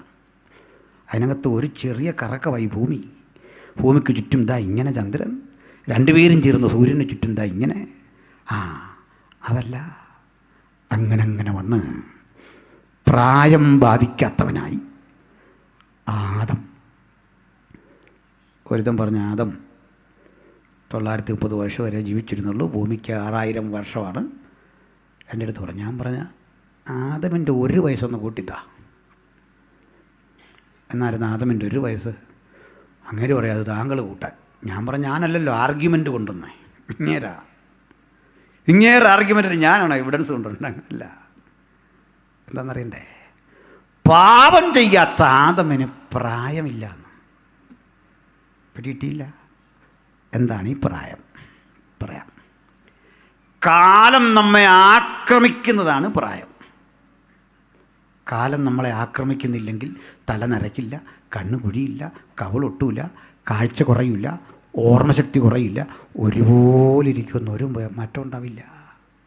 പക്ഷേ ഇപ്പം ഇതൊക്കെ ഉണ്ടാകാൻ കാരണം എന്തറിയണ്ടേ? നമ്മളെ മരണത്തിലേക്ക് പതുക്കെ പതുക്കെ പതുക്കെ നടന്നെടുക്കുക. ഓരോ പ്രായം ഓർപ്പിക്കുന്ന അതാണ്. ഞാൻ വീട്ടിൽ 3 മക്കളെ ഇരുത്തി ഇത് ക്ലാസ് എടുത്ത ശേഷം അവർക്ക് ബർത്ത്ഡേ ആഘോഷിക്കാൻ ഒരു താല്പര്യമില്ല. കാരണം മരണത്തോട് നമ്മൾ അല്പം കൂടി അടുക്കുക എന്നറിഞ്ഞപ്പോഴാണ് അതിവിടെ വേണ്ടെന്ന് പറഞ്ഞു. ബർത്ത്ഡേ ആഘോഷം വേണ്ട, ഓരോ ബർത്ത്ഡേയും നമ്മൾ മരണത്തോട് കുറേ കൂടി അടുക്കുക. നമ്മളെ ഇങ്ങനെ മരണം വഴി കടത്തിവിട്ട് ശുദ്ധീകരിച്ച് പുതുമനുഷ്യനായി ഉയർപ്പിച്ച് അല്ലെങ്കിൽ രൂപാന്തര ശരീരികളായി പുതുലോകത്തേക്ക് കൊണ്ടുപോകണം. പാപം ചെയ്യുന്നില്ലെങ്കിൽ ആദം അതേ ശരീരത്തിൽ യുഗായുഗങ്ങൾ വസിക്കും. അതിനാ ജീവവൃക്ഷം, നന്മതിന്മകളെക്കുറിച്ചുള്ള അറിവിൻ്റെ വൃക്ഷം. ഇതൊന്നും കാണാൻ വച്ചല്ല, ഇത് സമയത്തിന് കൊടുക്കാൻ വച്ച ഇപ്പോഴല്ല, നമുക്ക് തോന്നുമ്പോഴല്ല. തെളിവെന്താ അറിയണ്ടേ? ജയിക്കുന്നവന് ഞാൻ ജീവവൃക്ഷത്തിൻ്റെ ഫലം കാണാൻ കൊടുക്കുമെന്നല്ല, തിന്മാൻ നമുക്ക് വച്ചിരിക്കുന്ന ഒരു ദിവസം. എന്നിട്ടേ മനുഷ്യൻ ആ വിധത്തിൽ അഭിവൃദ്ധിപ്പെട്ട് പുതുവാന ലോകത്തിലേക്ക് പറിച്ചു നട്ട് അതിൻ്റെ ക്യാപിറ്റൽ സിറ്റി എന്ന് വിശേഷിപ്പിക്കാവുന്ന തൻ്റെ കാന്തയായ സഭയും ആ കർത്താവ് ഒരുമിച്ചുള്ള ആ പുതിയ യെരൂശലേം എന്ന മനോഹര നഗരം കാട്ടിയിട്ട് ആ നഗരത്തിൽ ഇപ്പം നിങ്ങൾക്ക് കാണാം ഒരു പുതിയ സമയക്രമം, അവിടെ ഒരു പുതിയ മാസ സംവിധാനം. ആ മാസ സംവിധാനത്തിൻ്റെ ക്രമം പറയുകയാണ്. അവിടെ രാത്രിയില്ല. നമ്മുടെ ക്ലാസ്സിലെ പീരിയഡുകൾ പോലെ ഒരു സമയക്രമം വച്ചിട്ട് മാസത്തിൽ അതത് തരം ഫലം കായ്ക്കുന്ന 12 വിധ വൃക്ഷം. ഇനി അടുത്താണ് അയച്ചോ അപകടം ഉണ്ടാക്കുന്ന അടുത്തൊരു പാദത്തിലൂടെ പോകാം. വൃക്ഷത്തിന്റെ ഇല ജാതികളുടെ രോഗശാന്തിക്ക് ഉതകുന്നു. കണ്ടോ? ഇപ്പോഴും ചില ആൾ വിചാരിച്ചിരിക്കുന്ന അവിടെ സ്കോപ്പ് ഉണ്ടെന്നാണ് ഈ രോഗശാന്തിക്ക്. മനസ്സിലായില്ലേ? അത്ഭുത വീരശൂര പരാക്രമികൾ കൊടുത്തിരിക്കുക, അവിടെയും വഴിയുണ്ടെന്ന്, അവിടെയും വിടുതലാണ്. അല്ല, ഞാൻ അടുത്ത കാലത്ത് പ്രസംഗിച്ചേ നിത്യതയിലും കർത്തൃമേശ ഉണ്ടെന്ന് പറഞ്ഞു. വലിയ വിവാദമായിപ്പോയി ആ പാഠവിഷയം. ഇതൊക്കെ എന്തോ ഈ പറയുന്നത് ചോദിച്ചു. ഞാൻ ചങ്ങാതി ബൈബിളിൽ കിടക്കല്ലേ, മുന്തിരിവള്ളിയുടെ അനുഭവത്തിൽ നിന്ന് ഇനി ഞാൻ കുടിക്കണേ പിതാവിൻ്റെ രാജ്യത്തിലുള്ളെന്ന് പക്ക എഴുതി വെച്ചിട്ടില്ല. അതിൻ്റെ അർത്ഥം എന്താ? അവിടെ സംഭവമുണ്ട്, മനസ്സിലായോ? അവിടെ ഉണ്ട്. അതെന്തിനാണെന്നറിയണ്ടേ? നിത്യതയിൽ ചെന്നാലും മറക്കാൻ പാടില്ലാത്തൊരു കാര്യമുണ്ട്, ക്രൂശ്. ഞാൻ വരുവോളം എൻ്റെ മരണത്തെ പ്രസ്താവിക്കും. അവിടെ ചൊല്ലുമ്പോഴും ക്രൂശിനെ ഓർക്കുന്നത് എന്തിനാണെന്നറിയണ്ടേ? പിന്നെ അവിടും തന്നെ അതിൻ്റെ കാർമ്മികൻ നമ്മോട് കൂടെ കർത്താവ് കൊണ്ട്. കാരണം ആ ക്രൂശ് മരണമാണ് നമ്മളെ ഇവിടെ എത്തിച്ചതെന്നുള്ള നന്ദി കരേറ്റാൻ അന്നും ഉണ്ടത്. വണ്ണൻ റൊട്ടിയൊന്നും ആയിരിക്കില്ല, മറഞ്ഞിരിക്കുന്ന മന്ന. ഹല്ലേലൂയ! ആരും ഇതുവരെ ടേസ്റ്റ് ചെയ്തിട്ടില്ലാത്ത സവിശേഷതയുള്ള മനുഷ്യൻ മല്ലന്മാരുടെ ഭോജനം തിന്നു, ശക്തന്മാരുടെ ആഹാരം ഭുജിച്ചുകൊണ്ട് ആ സങ്കല്പലോകമെന്ന് എന്ന് പറയാവുന്ന സങ്കല്പങ്ങൾക്ക് അതീതമായ ആ ലോകത്തിരുന്നു കൊണ്ട് നമ്മൾ കർത്താവിനെ ആരാധിക്കും. ഇനി ആ രോഗശാന്തി, ഇവിടെ കിടക്കുന്ന ഗ്രീക്ക് പദം, ഇതിൻ്റെ ഇല കഴിച്ചാൽ തെറാപ്പിയോൺ സംഭവിക്കും. തെറാപ്പിയോൺ, യുനോ വാട്ട് ഈസ് തെറാപ്പിയോൺ? നമ്മുടെ ജോയമ്മ ആൻറ്റി ഇവിടെ ഇരിപ്പുണ്ട്. ഇത് ഗ്രീക്കും ഹീബ്രുവും ഒക്കെ അരമായിക്കൊക്കെ അരച്ച് കലക്കി പഠിച്ച ഒരു കർത്തൃദാസിയാണ്. ഈ നാട്ടുകാരിയാണല്ലോ. ചോദിച്ചാൽ മനസ്സിലാവും. വാട്ട് ഈസ് തെറാപ്പിയോൺ? എന്താ തെറാപ്പിയോൺ എന്നറിയണ്ടേ? നിങ്ങൾക്കറിയാം തെറാപ്പി ആ പദമൊക്കെ വന്ന അവിടുന്ന്. നിങ്ങൾ ഈ മെഡിക്കൽ ലൈനിൽ ഉപയോഗിക്കുന്ന പല പദവും നമ്മുടെ പുസ്തകത്തിൽ നിന്ന് പോയതാ, നീനകത്തുനിന്ന് പോയതാ. ഗുനൈ, യേശു തൻ്റെ അമ്മയായി മറിയെ വിളിച്ചു ഗുനൈ, അർത്ഥം സ്ത്രീയെ. ഗുനൈ അതിൽ നിന്ന് ഗൈനക്കോളജി. പൈഡിയ അതാ കുഞ്ഞ്, പീഡിയാട്രീഷ്യൻ അതിൽ നിന്നുണ്ടാകുന്ന. ഒഫ്താൽമോസ് അതാ കണ്ണ്. ഞാൻ നിൻ്റെ ഹൃദയങ്ങളെയും ഉൾപ്പൂവുകളെയും അറിയുന്ന ദൈവം. എനിക്ക് എൻ്റെ കാർഡിയാ കായ് നെഫ്രോൺ ഇത് രണ്ടും അറിയാവുന്ന. ഗ്രീക്കിൽ കിടക്കുന്ന ഇങ്ങനെ ചുരുക്കത്തിൽ നമ്മുടെ നിന്ന് പോയ സാധനമൊക്കെ ഉള്ളെന്ന് ഇതൊക്കെ വെച്ചിട്ടാണ് ഞങ്ങളെ ശാസ്ത്രം പഠിപ്പിക്കാൻ വരിക. മനസ്സിലായില്ലേ? വളർന്നിട്ടില്ലതിന് ആകുമ്പോൾ ഞങ്ങൾ പറയാം. മനസ്സിലായില്ലേ? പ്രാർത്ഥനാ മനുഷ്യരായ ആയിരക്കണക്കിന് സയൻറ്റിസ്റ്റുകളെ ഉൽപ്പാദിപ്പിച്ച മാർഗമാണ് ക്രിസ്ത്യാനിറ്റി. ലോകത്ത് പ്രതിഭാശാലികൾക്ക് കിട്ടുന്ന ഏറ്റവും വലിയ അംഗീകാരം നോബൽ പ്രൈസ് ആണെങ്കിലേ അത് കരഗതമാക്കിയ 69% ആളുകളെ ഈ പുസ്തകം വായിച്ചവരാ. പഴയ നിയമമോ പുതിയ നിയമമോ വായിച്ചവർ. അഭിമാനമല്ലേ? ഞങ്ങളെ ശാസ്ത്രം പഠിപ്പിക്കാൻ ഇറങ്ങിയ രവിമാഷിൻ്റെ കുഞ്ഞുങ്ങളെ, നിങ്ങളുടെ ശതമാനക്കണക്ക് കേൾക്കണോ? നൊബേൽ പ്രൈസിൻ്റെ 9%. ഇതും കൈവച്ചോണ്ടാണ് വരുന്നത് ഞങ്ങളുടെ അരികിലേക്കോ. വില മനസ്സിരിക്കട്ടെ, അത് കൈവച്ചാൽ മതി, എടുക്കൂല ഇങ്ങോട്ട്. എന്തിനാ പറഞ്ഞേ? ഈ പുസ്തകം പഠിച്ചവർക്കൊക്കെ ഒരു കാര്യം മനസ്സിലാവും. നമ്മൾ ഉൽപ്പാദിപ്പിച്ച പ്രതിഭകളെ കേൾക്കണ്ടേ? Gregor Mendel, Albert Einstein, Isaac Newton, Michael Faraday. എത്ര പേരെ വേണം? നിങ്ങളുടെ ഒന്ന് പറഞ്ഞേ കേൾക്കട്ടെ. ഒന്ന് പറ, ശ്വാസം വിടാതെ. അണ്ട് ഈ പുസ്തകം കാലത്തെ അതിജീവിച്ച ഉജ്ജ്വലമായ ദൈവത്തിൻ്റെ വചനത്തിൻ്റെ ക്രോഡീകരിക്കപ്പെട്ട രേഖയാണ്. നീട്ടണില്ല. ഇന്നേ ഉടൻ വിട്ട് പിരിയുമ്പോൾ ഒരു കാര്യം ആലോചിച്ചോണം. ഈ പുസ്തകത്തിന് തെറ്റുപറ്റിയിട്ടില്ല. തെറാപ്പി കിട്ടുമെന്ന് ഈ ഇല കഴിച്ച എന്താണെന്നറിയണ്ടേ? പറയാം. ഈ നിൽക്കുന്ന വൃക്ഷത്തിൻ്റെ ഒരു ഇലയുടെ ഗുണം ദൂതൻ പറഞ്ഞു കൊടുക്കുക അങ്ങോട്ട്. കുഞ്ഞേ, നമ്മൾ ചോദിക്കില്ല, ഓരോ മരം കണ്ടാൽ ഓരോരുത്തരോട് ചോദിക്കില്ലേ? പപ്പായോടൊക്കെ പണ്ട് ചോദിക്കില്ല, ഇതെന്താ? നമ്മുടെ പപ്പായും മമ്മിയൊക്കെ പറഞ്ഞ പകുതിയും കൊള്ളാത്ത കാര്യങ്ങളാണ്. അന്നേരം നമ്മുടെ കരച്ചിൽ മാറ്റാൻ വേണ്ടി പറഞ്ഞു വെച്ച കാര്യമല്ല നമ്മുടെ മനസ്സിൽ കിടക്കുന്നു. മനസ്സിലായില്ലേ? നമ്മുടെ ഓയൻവീടെ ഒരു കവിതയിൽ കുഞ്ഞു ചോദിക്കുന്നൊരു ചോദ്യമുണ്ട്. ആ ചോദ്യങ്ങൾ വളരെ നിഷ്കളങ്കമായിട്ട് ആ മറുപടിയെ പറയാറുള്ളൂ.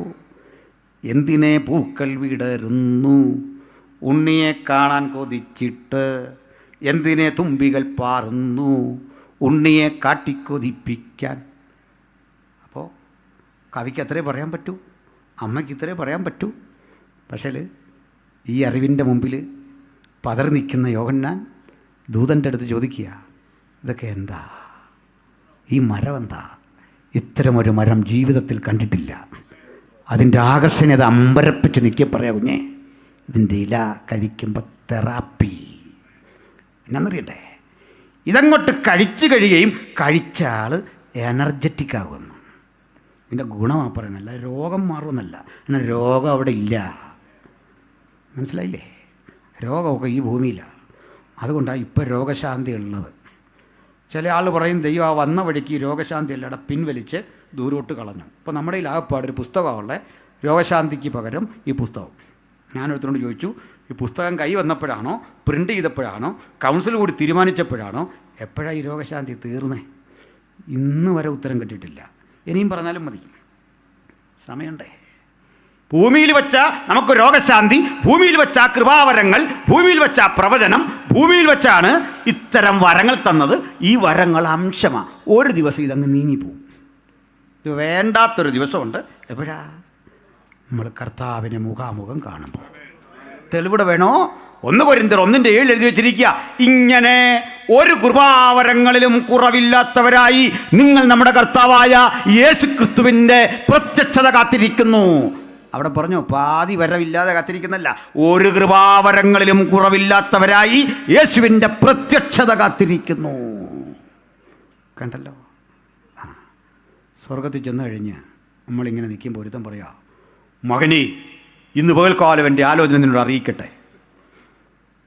അപ്പോഴേ പറയണം, മോനെ ഇത് ഒറിജിനലല്ല, ഇത് ഗുമ്മിന് പറയുന്ന സാധനം, അത് കൈവച്ചു. ഇതും കൊണ്ടെങ്ങാനും കുട്ടിക്കാനും ഇറങ്ങിയേക്കല്ല ഈ സാധനം കൊണ്ട് ഗുമ്മിന്. മനസ്സിലായില്ലേ? ഞങ്ങളൊക്കെ അവിടെ ഉണ്ട്, ഏപ്പ് തിരിച്ചേ വിടുള്ളൂ. ഗുമ്മിന് പറയാൻ വേണ്ടി വന്ന. മനസ്സിലായില്ലേ? തെറ്റുപറ്റിയ തിരുത്തണം സുഹൃത്തെ, പരസ്യമായിട്ട് തിരുത്തണം. നമുക്കെല്ലാം തെറ്റുപറ്റൂലേ? ദൈവനാമത്തിൽ വേണ്ടി ഒന്നും പ്രൈസലോ ഒരു സന്തോഷമില്ലല്ലേ? പോട്ടെ. ഈ വചന വിട്ടിയുള്ള പരിപാടിയും ചെയ്യാൻ പാടില്ല. എന്നാ ചെറുപ്പക്കാരൊക്കെ മനസ്സിലാക്കണം. വില കൊടുത്ത പിതാക്കന്മാരൊക്കെ ഉണ്ട് ഒത്തിരി. അവരുടെ ആ കഷ്ടതയുടെ ചങ്കുറപ്പിലാണ് ഞാനിവിടെ നിന്ന് പ്രസംഗിക്കുന്നത്. 50-60 വർഷമൊക്കെ ഇവിടെ വന്ന് ഈ പുസ്തകം ഒന്ന് വെക്കാനും ഒരു തുള്ളി വെള്ളം കുടിക്കാനും അവകാശവും അവസരമില്ലാതെ കഷ്ടപ്പെട്ടവരുടെ വിയർപ്പിൻ്റെയും കണ്ണീരിൻ്റെയും ഉത്തരമാണ് ഇന്നിവിടെ ഇരിക്കുന്നത്. പിരിയുമ്പോൾ ഒന്ന് പ്രാർത്ഥിച്ചോണം. ഒരു കാലഘട്ടം കഴിയുമ്പോൾ കോടാനുകോടി കരുത്തരായി വലിയൊരു സമൂഹത്തെ നമ്മുടെ മുമ്പിൽ തരാൻ ദൈവം ശക്തനാണ്. സ്തോത്രം. അപ്പോൾ ഇത് രോഗശാന്തി അല്ല. നമുക്ക് നിത്യത ചെല്ലുമ്പോൾ പ്രവചനം വേണ്ടാത്ത എന്താണെന്നറിയണ്ടേ? പറയടാ, പ്രവചനങ്ങളുടെ പൊരുളായവനെ, വെളിപ്പാടിൻ്റെ സ്രോതസ്സായവനെ ഞാൻ മുഖാമുഖം ഇങ്ങനെ കണ്ട് കെട്ടിപ്പിടിച്ചു ചുംബിച്ച് നിൽക്കവേ അംശമായതൊക്കെ ഭൂമിയിലേക്ക് കളഞ്ഞു. ഇനിയൊന്നും വേണ്ട. അതാ നിത്യത. ഒറ്റ പോയിൻ്റ് പറഞ്ഞ് ഞാൻ നിർത്താം. അപ്പോൾ ആ ടൈം എത്തും. ഇവിടെ ജോസ് പത്തനാവരും ജെറുസലേം വോയിസും സഹോദരന്മാരും ഒക്കെ നല്ല സൂപ്പർ പാട്ടാണ്. പക്ഷേ ഈ പാടിയ പാട്ടടക്കം പലതും നമുക്ക് സ്വർഗത്തിൽ വേണ്ട. ആരെ കുഴപ്പമില്ല, നമ്മളെല്ലാം പാടുന്ന പാട്ട് ഈ ഭൂമി കൊണ്ട് തീരേണ്ട പാട്ടുകൾ 90%. ചിലത് അങ്ങേയും കൊണ്ടുപോകാം. സ്തുതിഗീതം അവിടെയും വേണമല്ലോ. എന്നാൽ ചിലത് വേണ്ട. കർത്താവുതാൻ ഗംഭീരനാഥത്തോടും അവിടെ വേണ്ട. നമ്മൾ ചെന്നല്ലോ. അല്ല, നമ്മളെല്ലാം ഇങ്ങനെ ആരാധിച്ചുകൊണ്ടിരിക്കുമ്പോൾ സ്വർഗത്തിരുന്നൊരുത്തം പാടുക താവുതാൻ മിണ്ടാടാന്ന് പറഞ്ഞു. ബൈറ്റേ അരേ ബൈറ്റോ അവിടെ ഇരി. പാട്ട് വേണ്ട അവിടെ. അതിനവിടെ സ്പേസ് ഇല്ല. എന്താണെന്നറിയണ്ടേ? നമുക്കിവിടുന്ന് പാടുമ്പോഴൊക്കെ സ്വർഗം ഒരു പ്രചോദനമാണ്. സ്വർഗത്തെക്കുറിച്ചുള്ള ഓർമ്മകൾ നമ്മളെ ഇവിടെ വെച്ച് പ്രചോദിപ്പിക്കും.